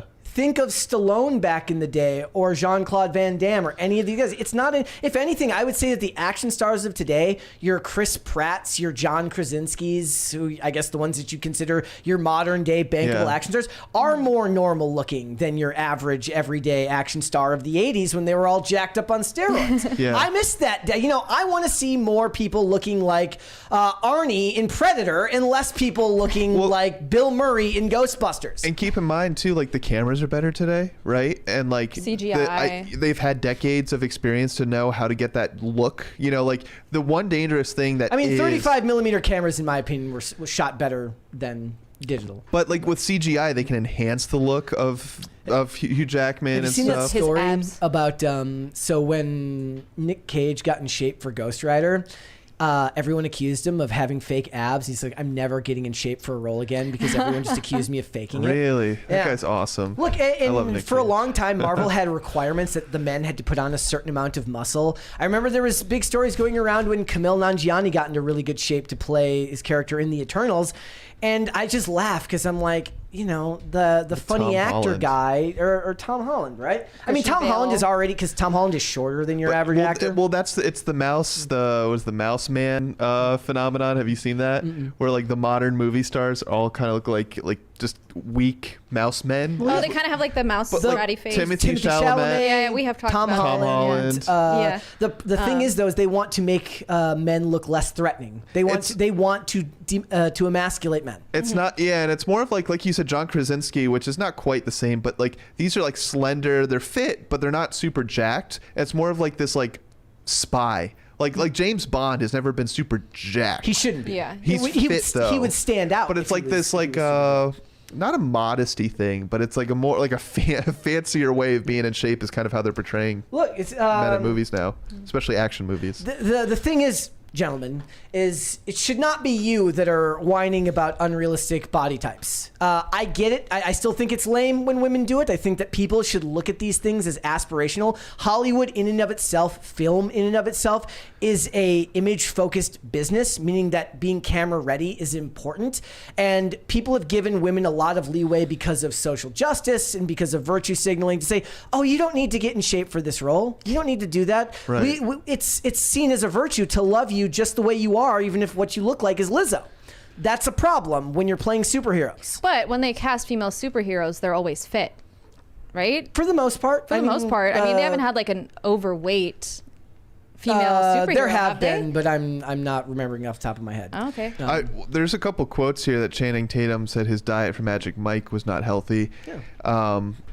And then Henry Cavill talking about the dehydration. That's something Yeah. that is a cause for concern, because when you get those like the veins popping out and your muscles, Well, like that's the point is that happens when they're- you dehydrate yourself. Right, because they're playing a make-believe character, so they want to exaggerate and accentuate what they look like. They're and- playing superhumans, which Right. means you have to have a superhuman physique. There's this story they would talk about, like when they were making the Marvel movies in the second and third phase, the actors would be lifting weights right up until they started shooting, right? So you go look at the scene of Chris Evans when as Captain America, when he grabs the helicopter and he grabs the railing and he pulls it in, and he's talking about having to work out extensively, like bicep curls right up until shooting time so that he can make it pop on camera right as they're shooting. Yeah, and but it's also important to know, even if like these actors, because Hugh Jackman has a line in here, he has a 3-month strict diet and then finishes with 3 days of dehydration, like not a good idea. Even if that's like unhealthy and dangerous, right? There's a means to the end, right? So like once this movie's filmed, they're not doing that anymore. No, they talk about, so Jason Momoa would talk about the first thing he asks when his agent gets him a role. He's like, do I have to have abs? Yeah. Because he has to know whether he's, like he was in weight, like if you go look at his, if you guys saw Aquaman and then Aquaman 2, he's in completely different shape in Aquaman 2 than he was in the first one. How was he? He was in Game of Thrones, right? Yeah, way back in. Was he like more normal look? I don't remember. No, he was big burly dude. That was his character. And he's big burly guy. He's 46 now, so he's getting up there. But the thing is when you're an actor, and especially if you're an action star, a big part of your job is eat right, get in really good shape. You have to be camera ready because it's a visual medium. And men should not look at that as something that's giving them unrealistic body expectations. The first thing you should do is think, I want to look like that. What do I, if you so desire, right? If you're looking at yourself and you're unhappy with the way you look, you should be asking yourself, what do I have to do to make these changes? Right. Not say, it's unfair for you to show this to me because it makes me feel uncomfortable with myself. That feeling of discomfort is a sign that you want to make a change. It's a you problem. Yes. Right. And honestly, women should take the same approach to these things. I really, really do. But men, when they talk about the double standard, should learn to embrace it, because that's never, like, society's never going to change. You're always going to be, like, men and women are different. That is an immutable, that's just a fact. We are. And you're going to be held to different standards, and learning to embrace that will help you mentally prepare. Yeah. Yeah, I mean, I lost my train of thought. Like the thing is too, is like the whole point is that they are superheroes, right? So they're trying to play a superhero that's doing these incredibly physically intense things on camera. So it kind of just goes along with the territory, and I feel like it's something that is just a minor detail and part of the role that people are honing in on and way too much. And they do this, I feel like, every time an actor gets into the news is shape. Always going to latch on to the, the shock content, right? Like this, rather than, I think it's The Rock, who he's very fit, and he's like, when he talks about his workout plans and stuff that he does, it's very like rational, right? It's nothing extreme. But he talks about how he has a gym flown in to wherever he's going, right? Well, have you seen the pictures of his cheat meals too? Yeah. They're insane. That's extreme, but like he eats well, and then I think he has a thing where he doesn't spend more than 30 minutes in the gym a day. He goes in, does what he needs to do, and then he leaves. Is that true? I think it's The somebody Rock. Somebody fact check me on this. I feel like this is more than that. I think it's The Rock that said that. I'm not talking about prepping for a role. I'm just saying like his lifestyle. But they won't, like, the media's never going to write a story on like the good habits that these actors are preaching. Alan Richardson has been very open about how he's like, yes, I take HGH. He's like, I'm on, human growth hormone, or no, I'm sorry, TRT. Okay. I'm on TRT, and he talks about his workouts and everything like that. And I do think that it's a problem when dudes start thinking like, because remember when the dad bod discussion came up, and like I think that's used in the same way for men to try and get them to lapse into not caring the same way talking about body positivity does for women. Meaning like if people love me just the way I am, then I don't have to try. That makes sense? Yeah, that does make a lot of sense. I wonder, like, for women, women who get their hair done, their nails done, we hear all the time that that's for other women. That's not for men. Really, like, guys don't notice or care that much. So I feel like guys getting into shape, like, it makes the men feel insecure, but I don't think women care that much. Like, obviously, like, if you could have one or the other, you prefer someone who is in shape. But at the end of the day, that's not like a huge determining factor for every woman as to a man's attractiveness. Is if he has It's not has just about abs or attraction, not. though. It's like a lot of it is like it's about feeling good about yourself, right? Yeah. Now, not even just in the case of working out, but just being physically active, right? I talk a lot about how skating for me, which was something that I did do for work, is I skated for companies, I skated for brands, and I loved those years. But now skating just is what I do as a form of physical activity, is a means of going out, and I always feel better about myself when I'm done because I'm active. You get your the blood pumping, and also it allows you to challenge yourself mentally and physically to do something, and then when you're done, no matter how it goes, you feel better that you got out and did anything. And the same is true for working out. Right. Yeah, that's true. The only purpose of working out is not to lose weight. It's just as good for your mental health as it is for your physical, if not more so. I will say, at no point during the newest Hugh Jackman movie, the Deadpool movie, did I look at him and I'm like, oh, that's unrealistic. Oh, that's unhealthy. For his age, it's pretty. But that thought never even crossed my mind. I saw Wolverine fighting people, and I'm like, this is awesome. Yep. This is Wolverine. This is the Wolverine that I grew up with, right? And they make a point of acknowledging it during the movie when they're in the final scene. We won't give it away, and Deadpool's like looking at his abs, and that was like the whole point of it, right? Yeah. Well, I think wasn't there an out of shape Wolverine. I think so. I loved short Wolverine because it's comic book accurate, and that was my favorite. But a lot of people got tricked with troll posts about that, where somebody was like fake complaining about short Wolverine. Interesting. That was great. I loved it. All right, let's go and do some super chats there. Cool. Got some there. I think we're at Corey Anderson. Yeah, Corey Anderson. Let's go. There we go. Oh, it's not. Can't quite see it. Yeah, I just see the name. I don't see the actual super chat yet. Guys, unfortunately everything has been. Everything is just on fire and falling apart. It feels that way today. There we go. All right. It says, Mary is a little firecracker. I miss her. Sarah, you look lovely and have come a long way with your on-screen presence. Thank you. Keep it up. Brett 1T Cullen. There is no. Cullen is Kellen, and there's no. Brett with 1T is. Brettward Cullen. Brett with 1T is just wrong. It's not a name. Nobody who spells their name Brett with 1T is right. They're just wrong. Mary will be back tomorrow, so you shan't miss her for long. Right. From Nate, look into how Ed McCaffrey raised his kids. They did not get there by accident. Yep. Oh, I'm sure. You know who I'm really excited to see is Tiger Woods' son. I think it's Charlie Woods. Yeah. His kid is going to be fun to watch. Is Tiger his real name, or is Tiger like a nickname? I think it's his real name. Okay. Yeah, I think that's. How do you get named Tiger and then give your kid such a boring normal name? I think not Lion Woods. I don't know if I want to be named Tiger. Hey, Tiger. Well, I mean, it's weird. I feel like if you end up being really, really good at something and famous, it's great.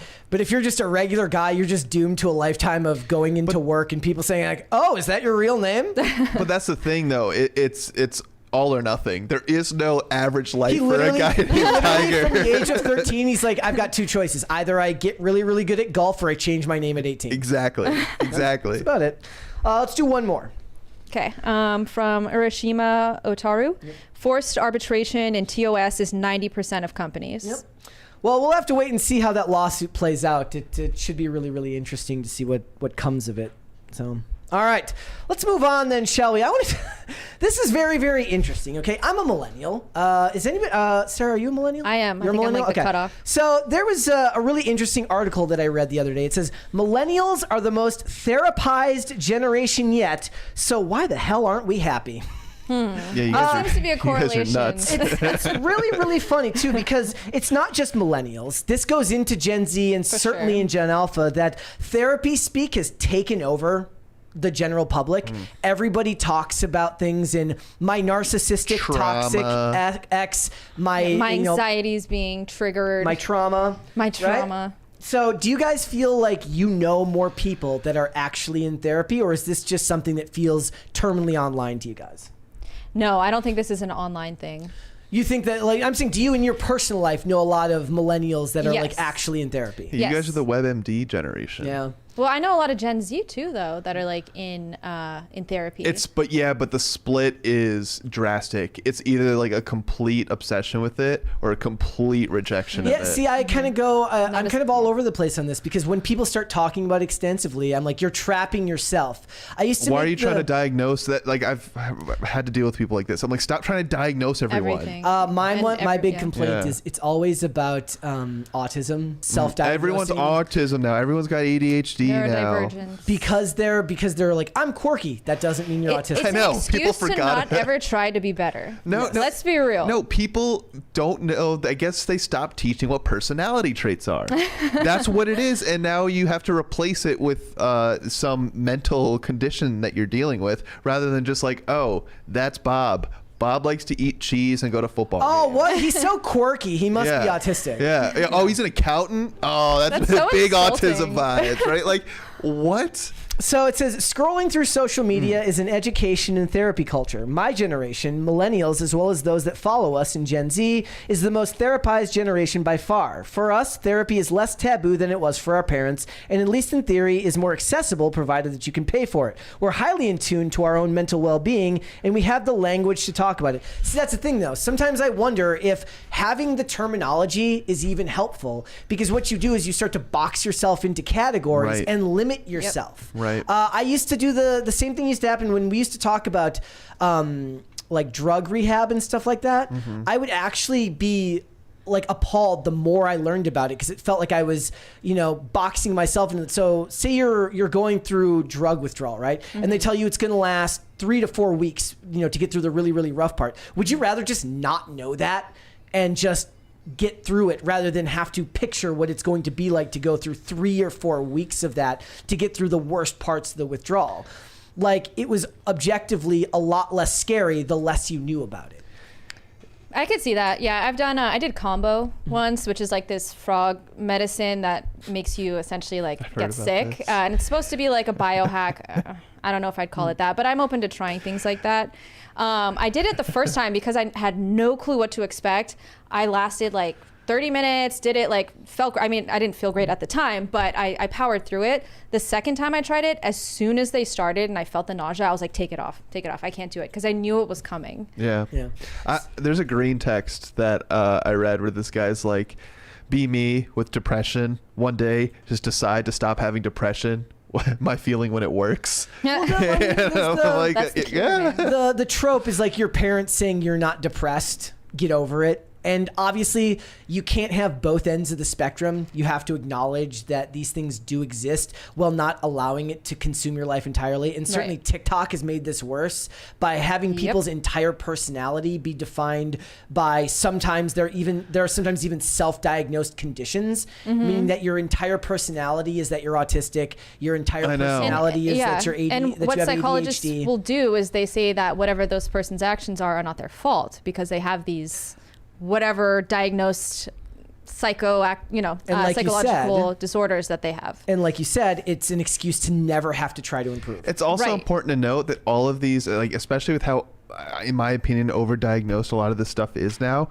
Like, what is that diagnosis saying that you don't fit in the current like framework of today's society, right? So like 100 years ago, a lot more people would be acting like what is considered ADHD. Like, you stick young boys into the public school system where they have to sit down for 8 hours a day. Right. And you're surprised that they want to get up and run around, or they can't concentrate. So you medicate them. And so you medicate them. You give them this diagnosis. And for life, they say it's uncurable, right? And that's just one example. And I'm like, and back then, like, adult ADHD was treated a lot differently, and they didn't always medicate all the way into adulthood, and now that's just accepted practice. Yeah.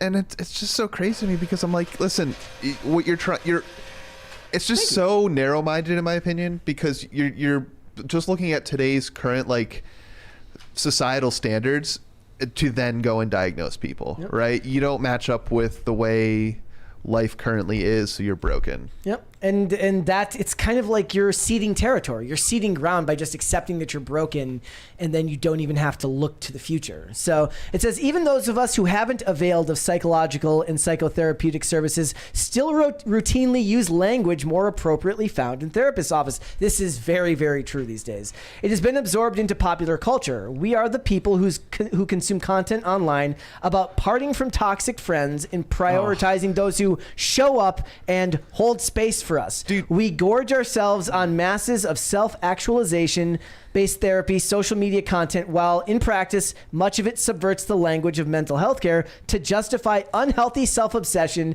and the maximization of our own comfort to the detriment of our well-being. Well, people also think and there's just like, maybe it's mostly millennials, because this stuff is just so cringe for me, this whole topic.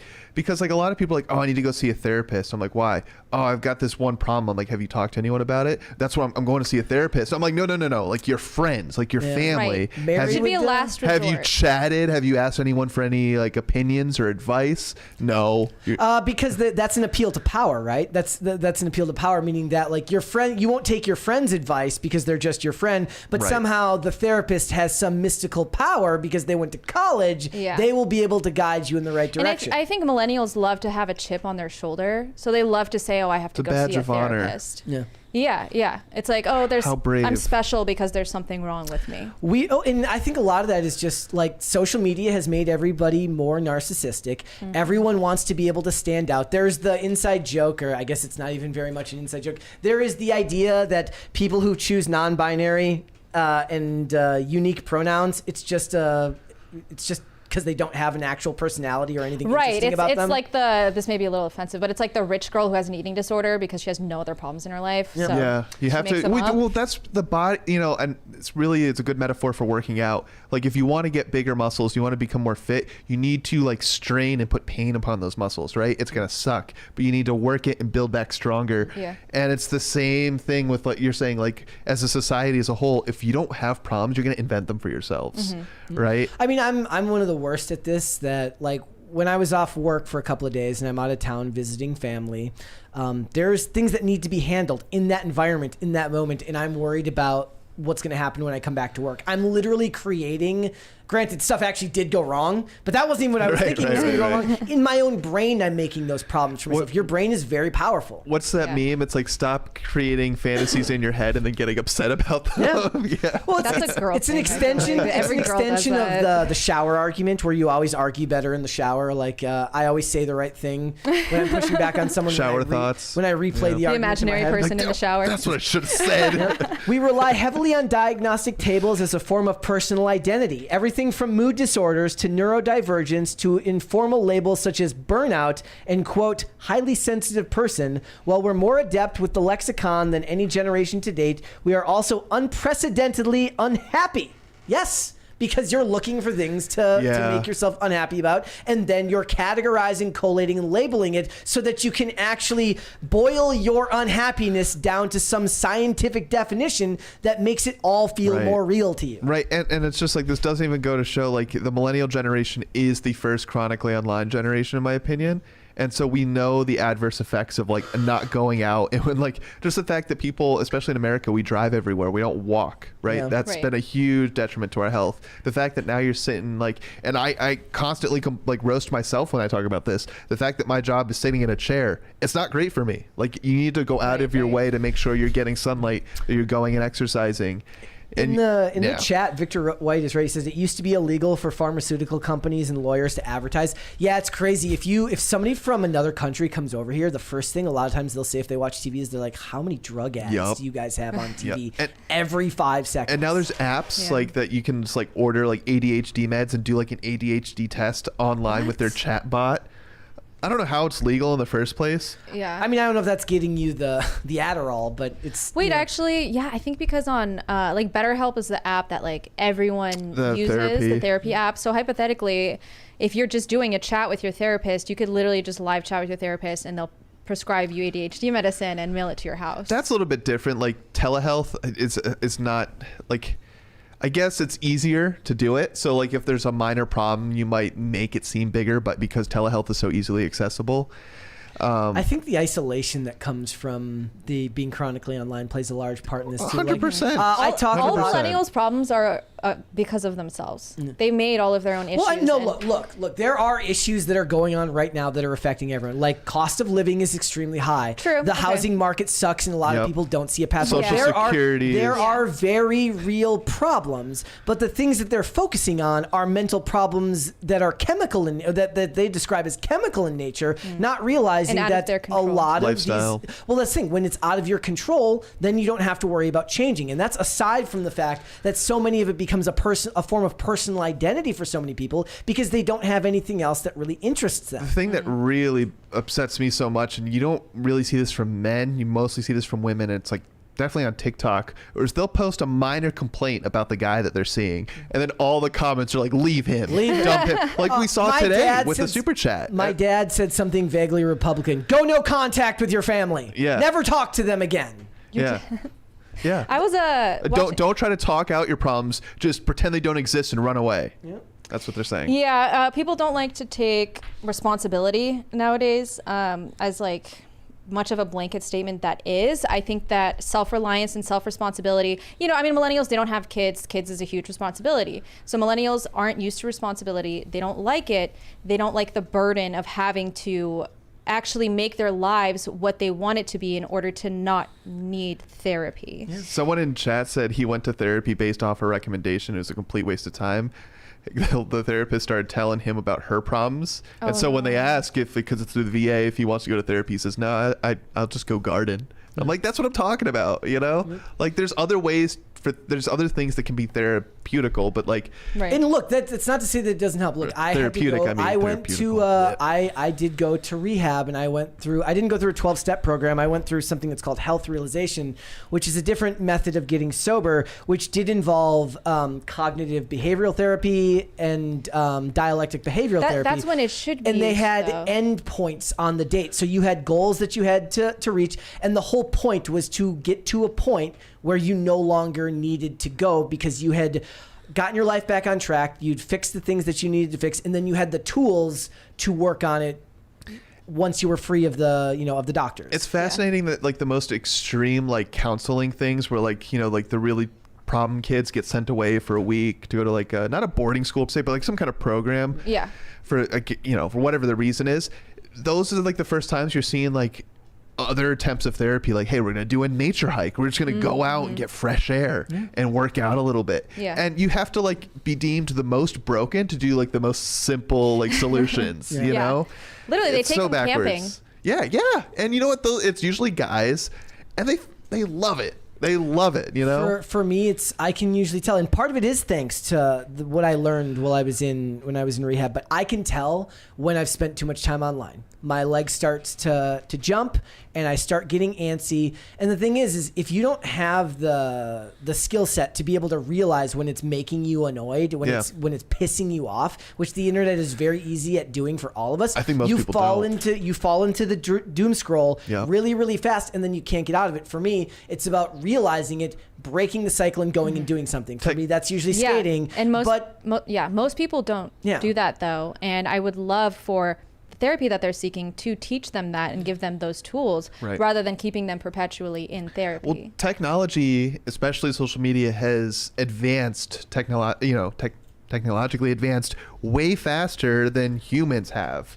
So we're playing catch up, right? We are completely interacting with each other's fundamentally in a different way. It's like we did a 180 from like life just 50 years ago.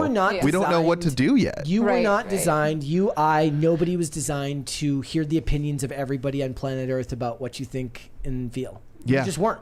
I truly believe that. Like that the internet is actually probably the worst thing for human civilization that's ever happened. Who said the quote that it's like the internet is going to bring upon the problem that it's not that we don't have enough information, it's that we have too much?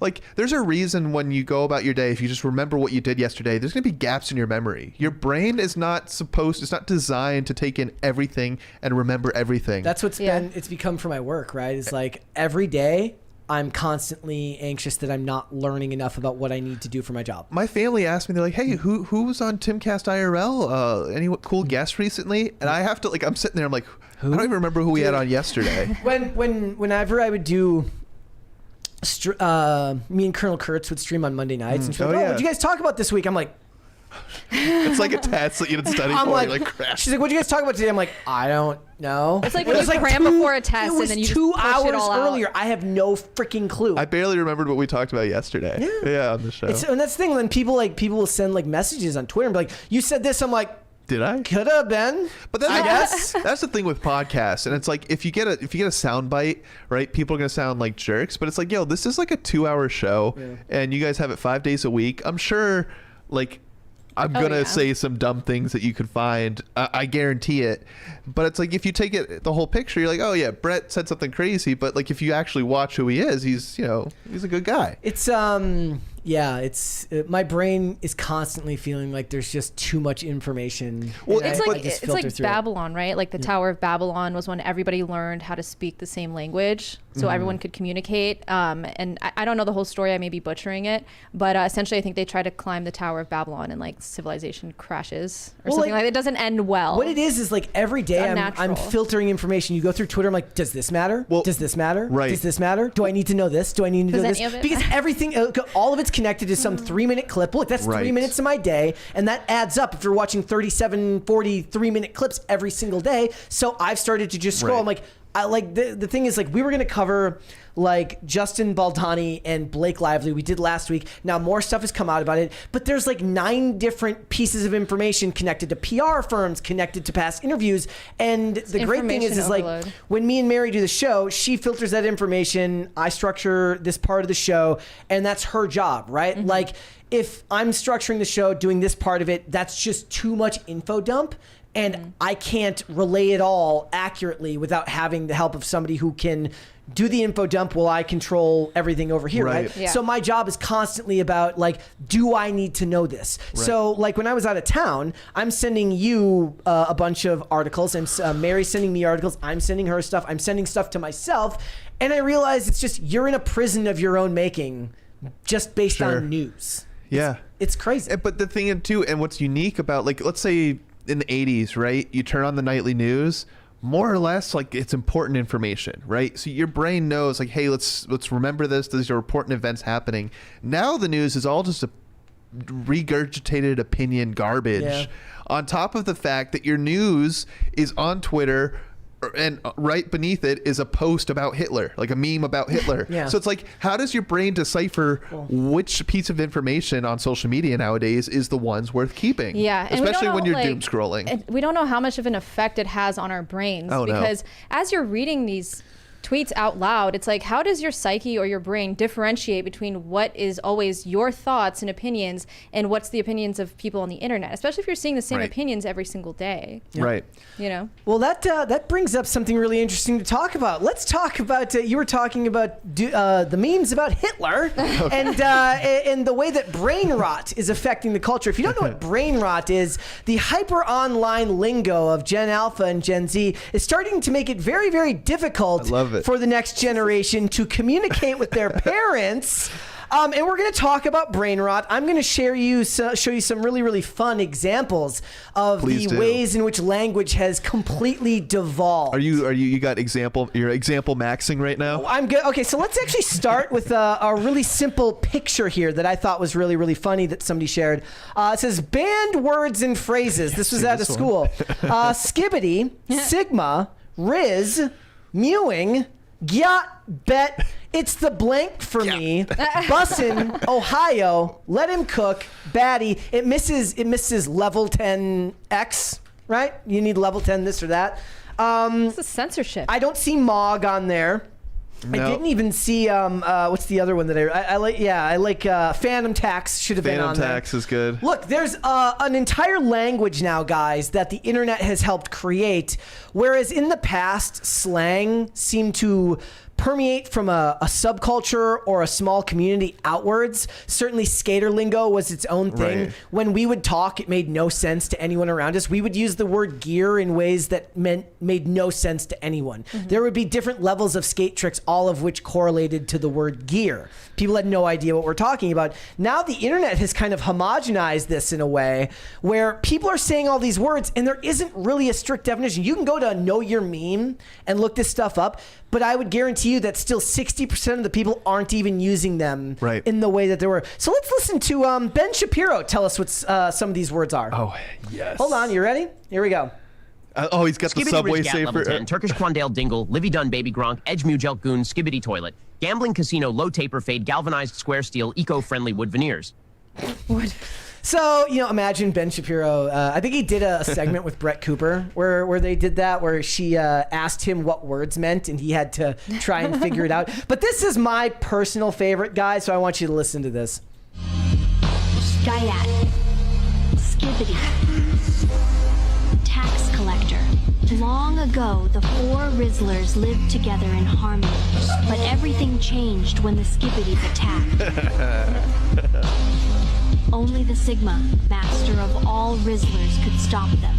But when the world needed him the most, he phantom taxed. 100 years passed, and my brother and I discovered the new Sigma, a tax collector named Aang. And although he has W Riz, he still has a lot to phantom tax. But I believe Aang can save Ohio. There you have it, right? So the words don't need to actually mean anything anymore. And I do feel bad for the parents who have to decipher all of this. Oh, dude, we while need figuring it Surge out. for this I know, segment. right? Well, he would be mogging us right now about not So, knowing the words. For those who don't know, Surge is like kind of like, in movies or shows when you need to talk to a ghost, you usually get a medium. Surge is our medium for the brain rot language Yes. that's out there. So it says Gen Alpha's hyper online manner of speaking has been dubbed brain rot, mostly by older Gen Zers who share spaces like TikTok. See, think about that. Yeah, that's Even fair. Gen Z, like there have been times when Mary's like, I don't know what this means. And Yeah. I was like, do you Oh know my how goodness. scary that is? Well, Gen Alpha, we're now seeing content from Gen Alpha because I think the oldest Gen Alpha are 14 years old. Yeah. So you better believe, and that's the other thing, going back on the conversation we just had, on social media now, how are you supposed to value, you don't know if it's like a 12-year-old that tweeted something. Yep. It's like, how do you value that? I value someone, with age comes experience, so I'll value your Right, opinions right. a little bit more, but you don't know who's posting this stuff anymore. Yep.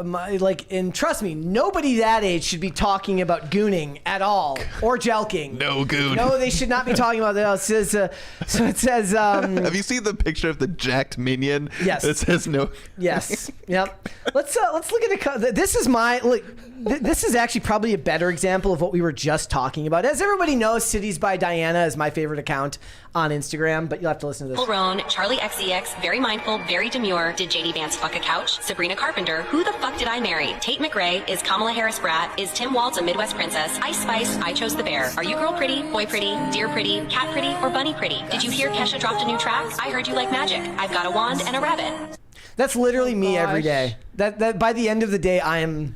That pretty much sums it Yeah, up. That wasn't too hard to understand. That's more of just Valley Girl talk. For the older. I only recognize these words from being on You know this who show. mews all the time? Donald Trump. He's always mewing. I think that's just his face, because Barron looks like that too.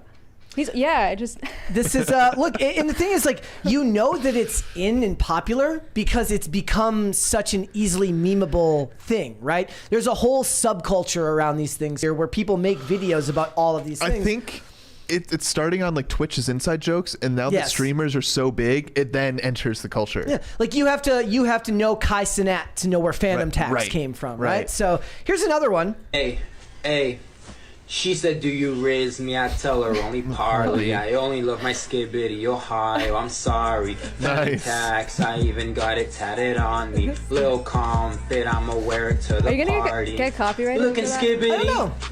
Trying to be a Sigma cause I'm mewing.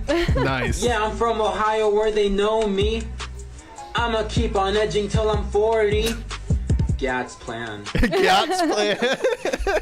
Olivia's in the chat saying Brett's sourcing material for this last night was absolute hell. Dude, look, don't call me out like that. This is my algorithm anyways. Most of the, it didn't take me very long to find all of this. This is already on his feed. There was worse because I have this video about Adolf Rizzler. You know, like that's the thing. Like this stuff gets made, and you kind of forget that it speaks to just how desensitized everyone is to the culture.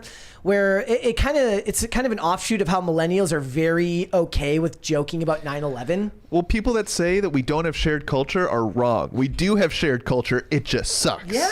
Yep. Well, I feel like they didn't start joking about 9/11 until recently.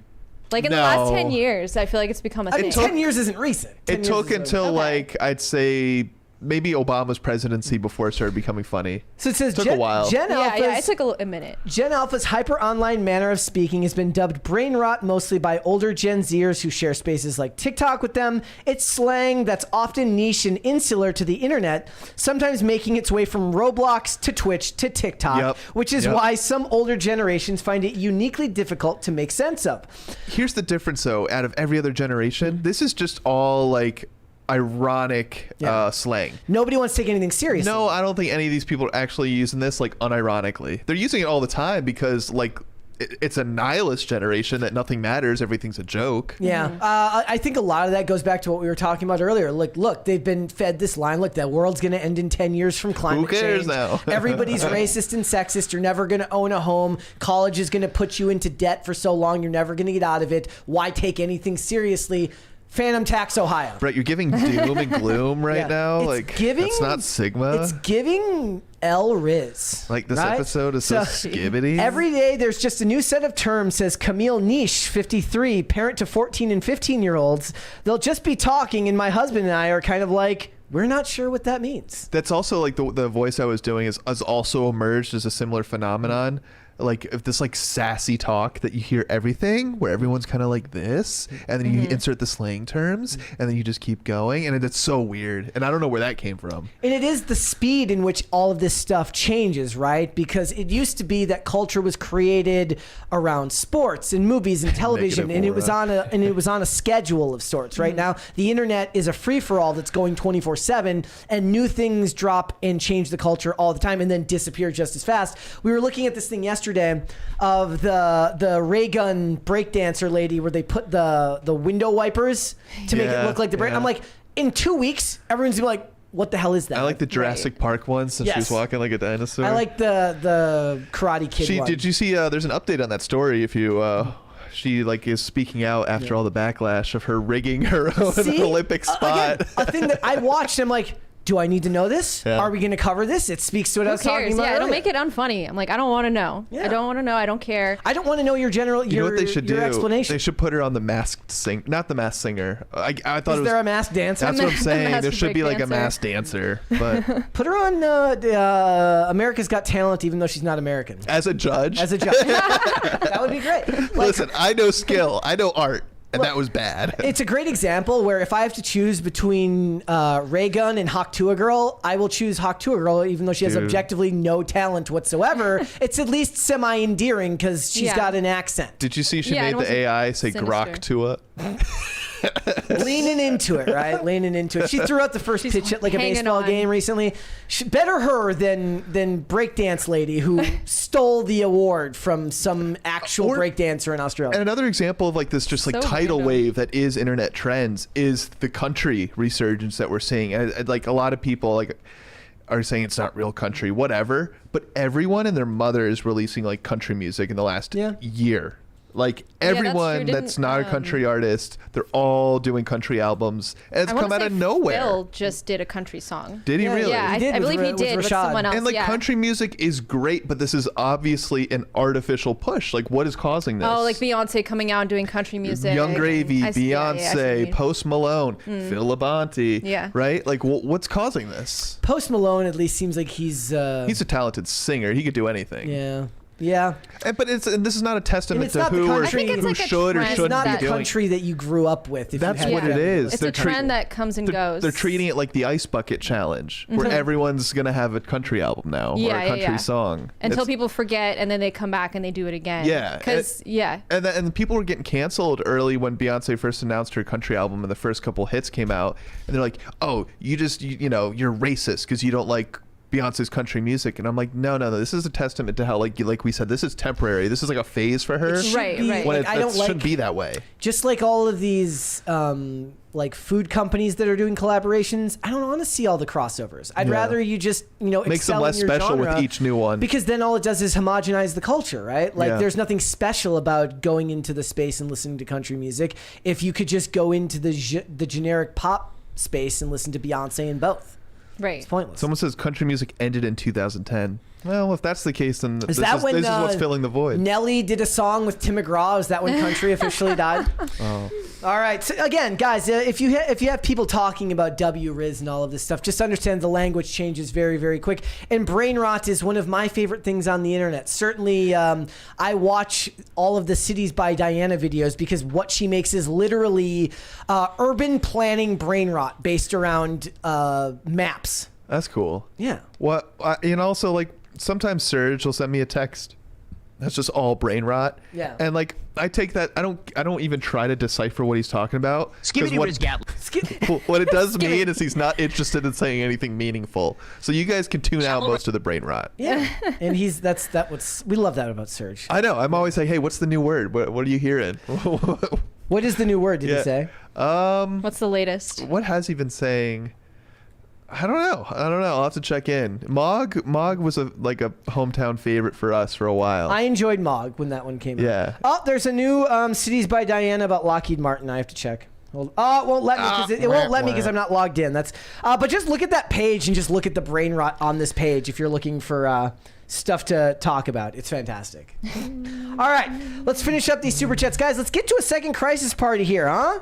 Yeah, let's do it. What's that? Have you seen the "Give me the money" trend? What is that? I don't know. Oh, that's hard to show you later. And that's the other problem, right? It's like if you do a show like this and there's some new trend, like, oh, you don't know about it. I'm like, sorry, I don't know about literally everything. It seems like they're just making fun of Italians or people from New Jersey. I'm not sure. Damn, I had a Rizzler video too, and I can't find it. I can try to pull look up the for one it that I sent. I have a great. Pull up the one that I sent. No, I'll look for it here. I love that he like appears out of nowhere like a WWE entrance. Let's. Where did we leave off here? We Scroll up a little bit. It was after the $20 one, I believe. Yep, go, a little bit further down. There we go. Perfect. Omega Red fan. Abandoned ship.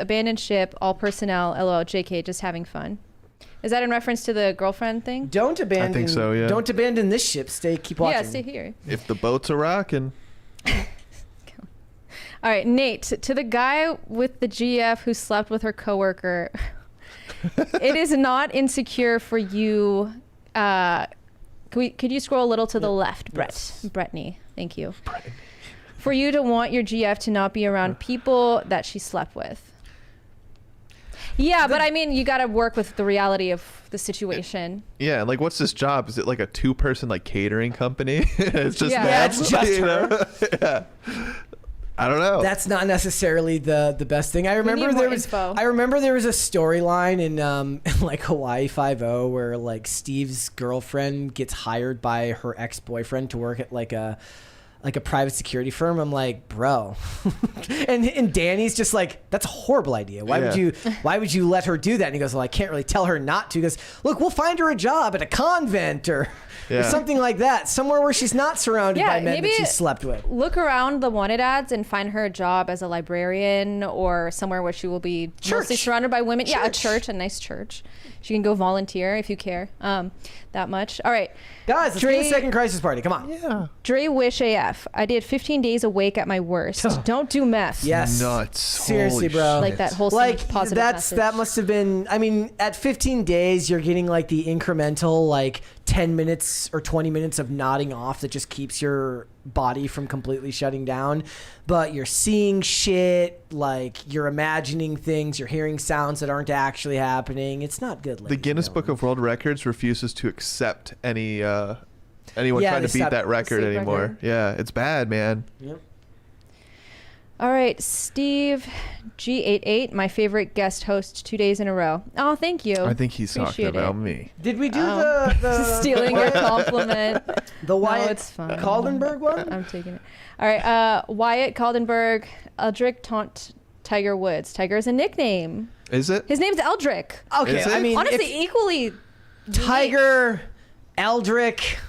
I don't know. I've never heard anyone ever say that about him. What? That like maybe he's tried to like maybe Eldrick is the name that he tried to hide. Maybe he chose the name Tiger. No, Dude, Tiger Woods is a Chad though. Yeah. Like I think he totally did. Look, I mean, It's like Tiger Chadwick, but Tiger Eldrick. Woods can sleep with 200 women, right? Literally. Eldrick. I don't know if Eldrick is sleeping with 200 women. Yeah, Tiger's a baller when he does it. Eldrick's a creep when he does it. Yeah. He It's like was they a say, dork like, till he if changed you're- his name to Tiger. If you're only weird if you're poor.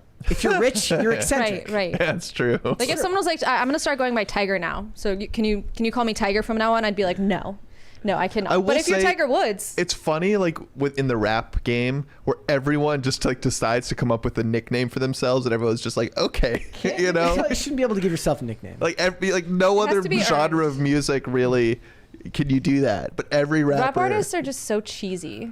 Like they can just be so cheesy.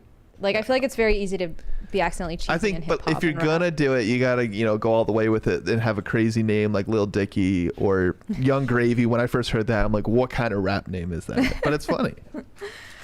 All right, from where are we? Not that Rhaegar Targaryen? Or are we one up from there? We're one up from there. Potatoes for Seamus says Casper for Kellen, dark roast called the attic. Wow, that's a throwback, huh? I like light roast though. Guys, let's get the likes up on this one. How about that? Get the likes up. Hit the like button, please. Hit the like button. If you like Tiger, hit the like button. If you like Eldrick, also hit the like button. Eldrick. All right, from Rhaegar Targaryen. It's like when Chris Rock did this bit about OJ. He goes, he's talking about like OJ, getting off for murder. He's like, he goes, if OJ drove a bus, he wouldn't even be OJ. He'd be Orentho, the bus driving murderer, because nobody wants to go by Orentho. Yeah. Yep. That's that was like kind of what we were talking about earlier about our justice system, basically being a two-tiered system at its finest. Alrighty, Rhaegar Targaryen. I'm a vet. Going to therapy could mean losing my Second Amendment rights. I am not about that life. Rather play video games and read for therapy. I'm glad you found an alternative route. I'm sorry, that sucks because therapy can be helpful. It's just crazy how they will like they'll let you be prescribed to. I mean, at one point he's like you could be prescribed to pain meds and still have permitted to carry a weapon, but if you smoked weed, you weren't. God forbid, admit you're having some negative feelings. Like Oxycontin, sure. Own a gun, weed. Whoa, hold up. Yeah, definitely. Crazy. All right, high voltage 75. Oh, I skipped one. Sorry. Not that Jon Stewart. I haven't verified it, but I've heard BetterHelp is a scam. It's just, I mean, imagine like going to something called BetterHelp and then being like, it didn't turn out right. I think modern psychology is a scam. I think this, like the telehealth thing, I have no problems with it, but it's definitely not for everyone. And part of, especially mental health, is feeling that human connection. And you're not, like, it's going to be tough to get that. Yeah. Virtually, I agree. And again, it comes back to that person being able to overcome that aspect of it to then get the help that they need. And if it's simply, if you're super depressed and going to a therapy session is just getting you out of the house and getting you moving and getting sunlight, and that might be the reason enough to go and do it. What it is like, it's, I set a goal for the day. I have to get this accomplished. I went and got that accomplished. It has less to do with what was actually discussed, but the fact that I set a goal, accomplished the goal, and made it home. I think it's weird it raises that your self-esteem. Couples that are like, it might be a Gen Z thing, but I've definitely seen couples that are like dating for like only a few months or going to like couples therapy.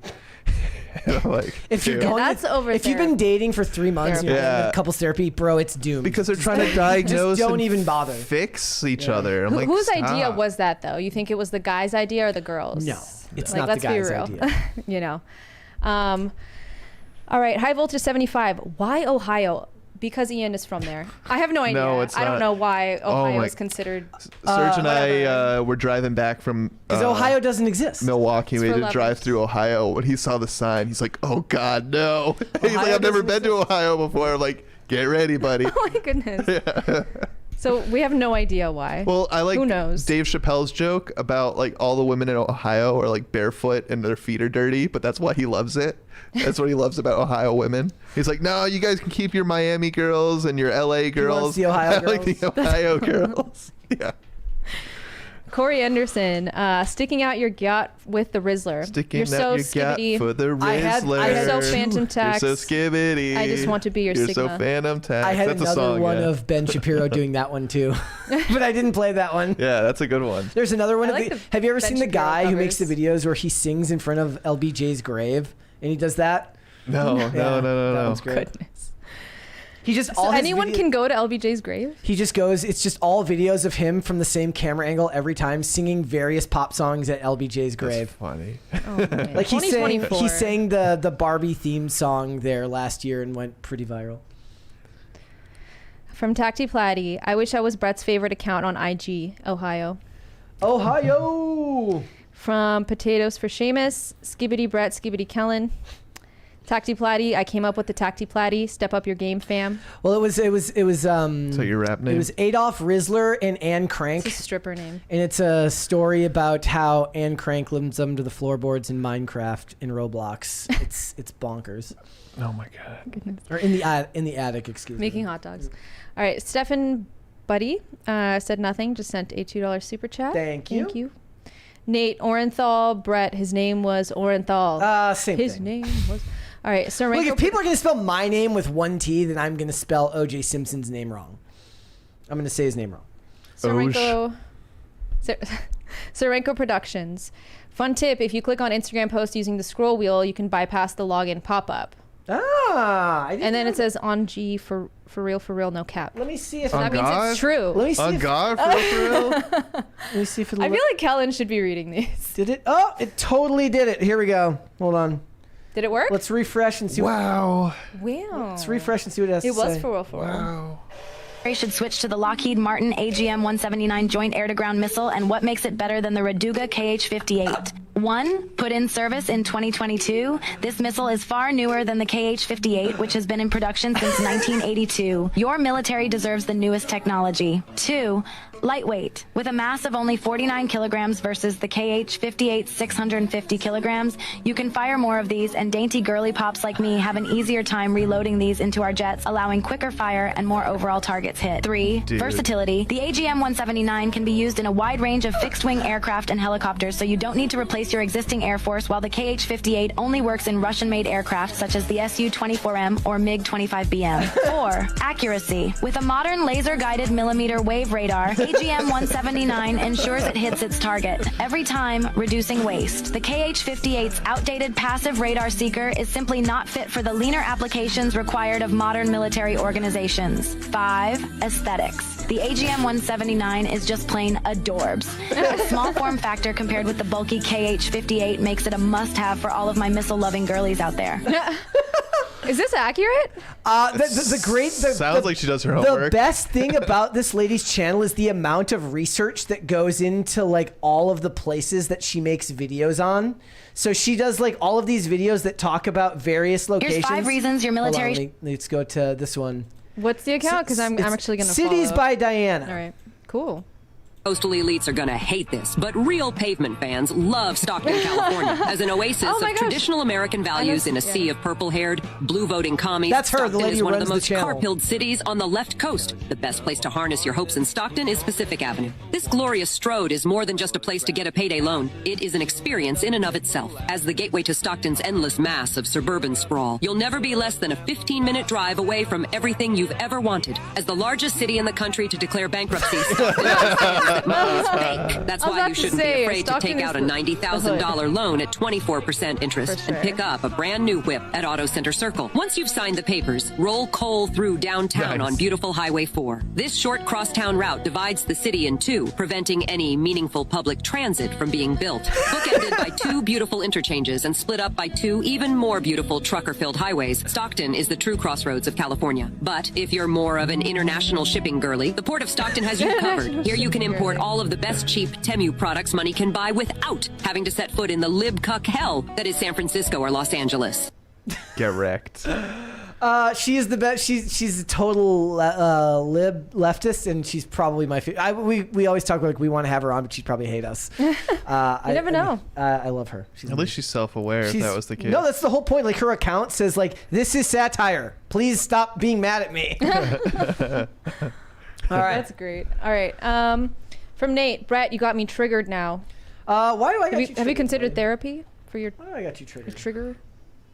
That's Danzatastic. I just got here. WTF is this? Brain rot. Brain rot. It's brain rot. Yep. Potatoes for Seamus. Kellen is Gucci. No caps for real. For real. Oh God, fam. Is Gucci still a term? Do people still use that one? That's got to be a millennial term. No. Damn, hella Sigma, giving Master Chief over there. And then there's one more here from Stephen Buttle. Stephen Buttle. Last name is Bubble, but with double D's. Perfect. Okay. On that note. All right. Guys, before we go, would you hit the like button on this video, please, and subscribe to this channel if you have not done so already, please, and thank you. And if anybody wants to get us to that second crisis party before we go, you know, it's up to you guys. Kellen, my friend, thank you. You're welcome. Let everybody know where they can find you. Going over to IRL right now? Yeah, I'm about to head over, drive on those country roads. But you guys can follow me at Kellen PDL on the social medias that exist. I'm probably not going to interact. I lurk. I'm a big lurker, You're a lurker online. But I do repost important information and stuff that I find funny. So Sweet. Perfect. All right. Well, you guys know where to find Casbrew on X at Casbrew Coffee. Also on Twitter or on Instagram rather at Casbrew_coffee. I am locked out of my personal X account, so if you want to contact me. Wait, why? I forgot my password, and then I don't know the email I used, and I just don't care enough. You should have seen the tirade that she went on. It was like 3 a.m. and a flurry of tweets. No one was safe. She came for everybody. Just the most racist, sexist, homophobic shit you ever heard. Oh, I know. Yep. I know. Yep. So that's why. There's one more here from that Stanzatastic. Says, I give secondhand embarrassment to everyone saying that all things are bussin'. GG. Yeah, bussin's a good one. Yep. There was another one that just came in too. Yep. I like the guy that the meme was like, damn, grandma, this meal that you cook is busted for real on God. And even those, like, think about how long ago it was that for real was even relevant. It's been forever. Yeah. Yeah, you don't hear that one anymore. FR. Yeah. One more here from Pat the Plumber. He says here, for existing. So thank you for that. That is perfect. Guys, if you would like to follow me, you can follow me on Instagram and on Twix at Brett Dasovic on both of those platforms. This show is here 5 days a week, Monday through Friday, 3 p.m. Eastern Standard Time. That is noon Pacific. Of course, that is when we're not behind schedule like we were this week. Mary will be back tomorrow. We will be celebrating her birthday belatedly, so be sure to tune in tomorrow and wish her a happy birthday if you have not done so already on her social media. And we are on Instagram, Twix, all social media platforms. We are on Instagram at we're on Twix at popculture_show, Facebook and not TikTok at Pop Culture Crisis, Instagram at Pop Culture Crisis Pod. Check us out on Spotify if you would prefer to listen rather than watch the show. We got one more here from Stephen Buttle. Says, last super chat of the stream. Well, it looks like that's going to be the one for there. Stay tuned. Oh, no. Looks like we haven't quite made it to the second crisis party yet. Now I have half a mind to just like sit here until we get to it. We're like literally like $2 away. So I'm going to wait. Play my Rizzler video then while we wait. Okay. Hold on. It's like 15 seconds. I will play it. Hold on. I got it. He wants to see it real bad. I keep watching it. Hold on. I got it. Honestly, any video from those boys are good. Did you send it in the group? Well, yeah, you sent it in the group one here. Hold on, I've got it here. Is it this one? Oh, Pat the Plumber says who? High Voltage 75. For the party, even though you skipped my last chat. What was your last chat? I didn't see it. Yeah, send it again. No, we'll scroll back. Hold on, here we go. Let's refresh here.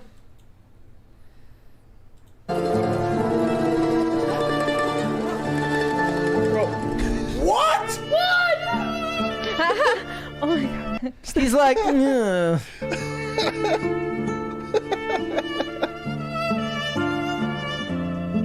would be my level of acting too. That's amazing. So good. My level of acting. That's the Rizzler, ladies. That's a double chunk chocolate cookie. What do you got? Yeah, did we have to do that? Man, they did this one, the one I sent earlier, where they're like, somebody was like getting beat up at a shop, and they come in and like save the day. The internet is just. Oh, that one was amazing. Yeah, that was the internet is just broken my brain, ladies and gentlemen. Is there any more? There was one more from Stephen Buttle. Yep. I was supposed to be last. Well, that is last, ladies and gentlemen. Stay tuned. Post-credit crisis party, guys. We will be back tomorrow. We'll see you then. Later, everybody. Bye. Bye.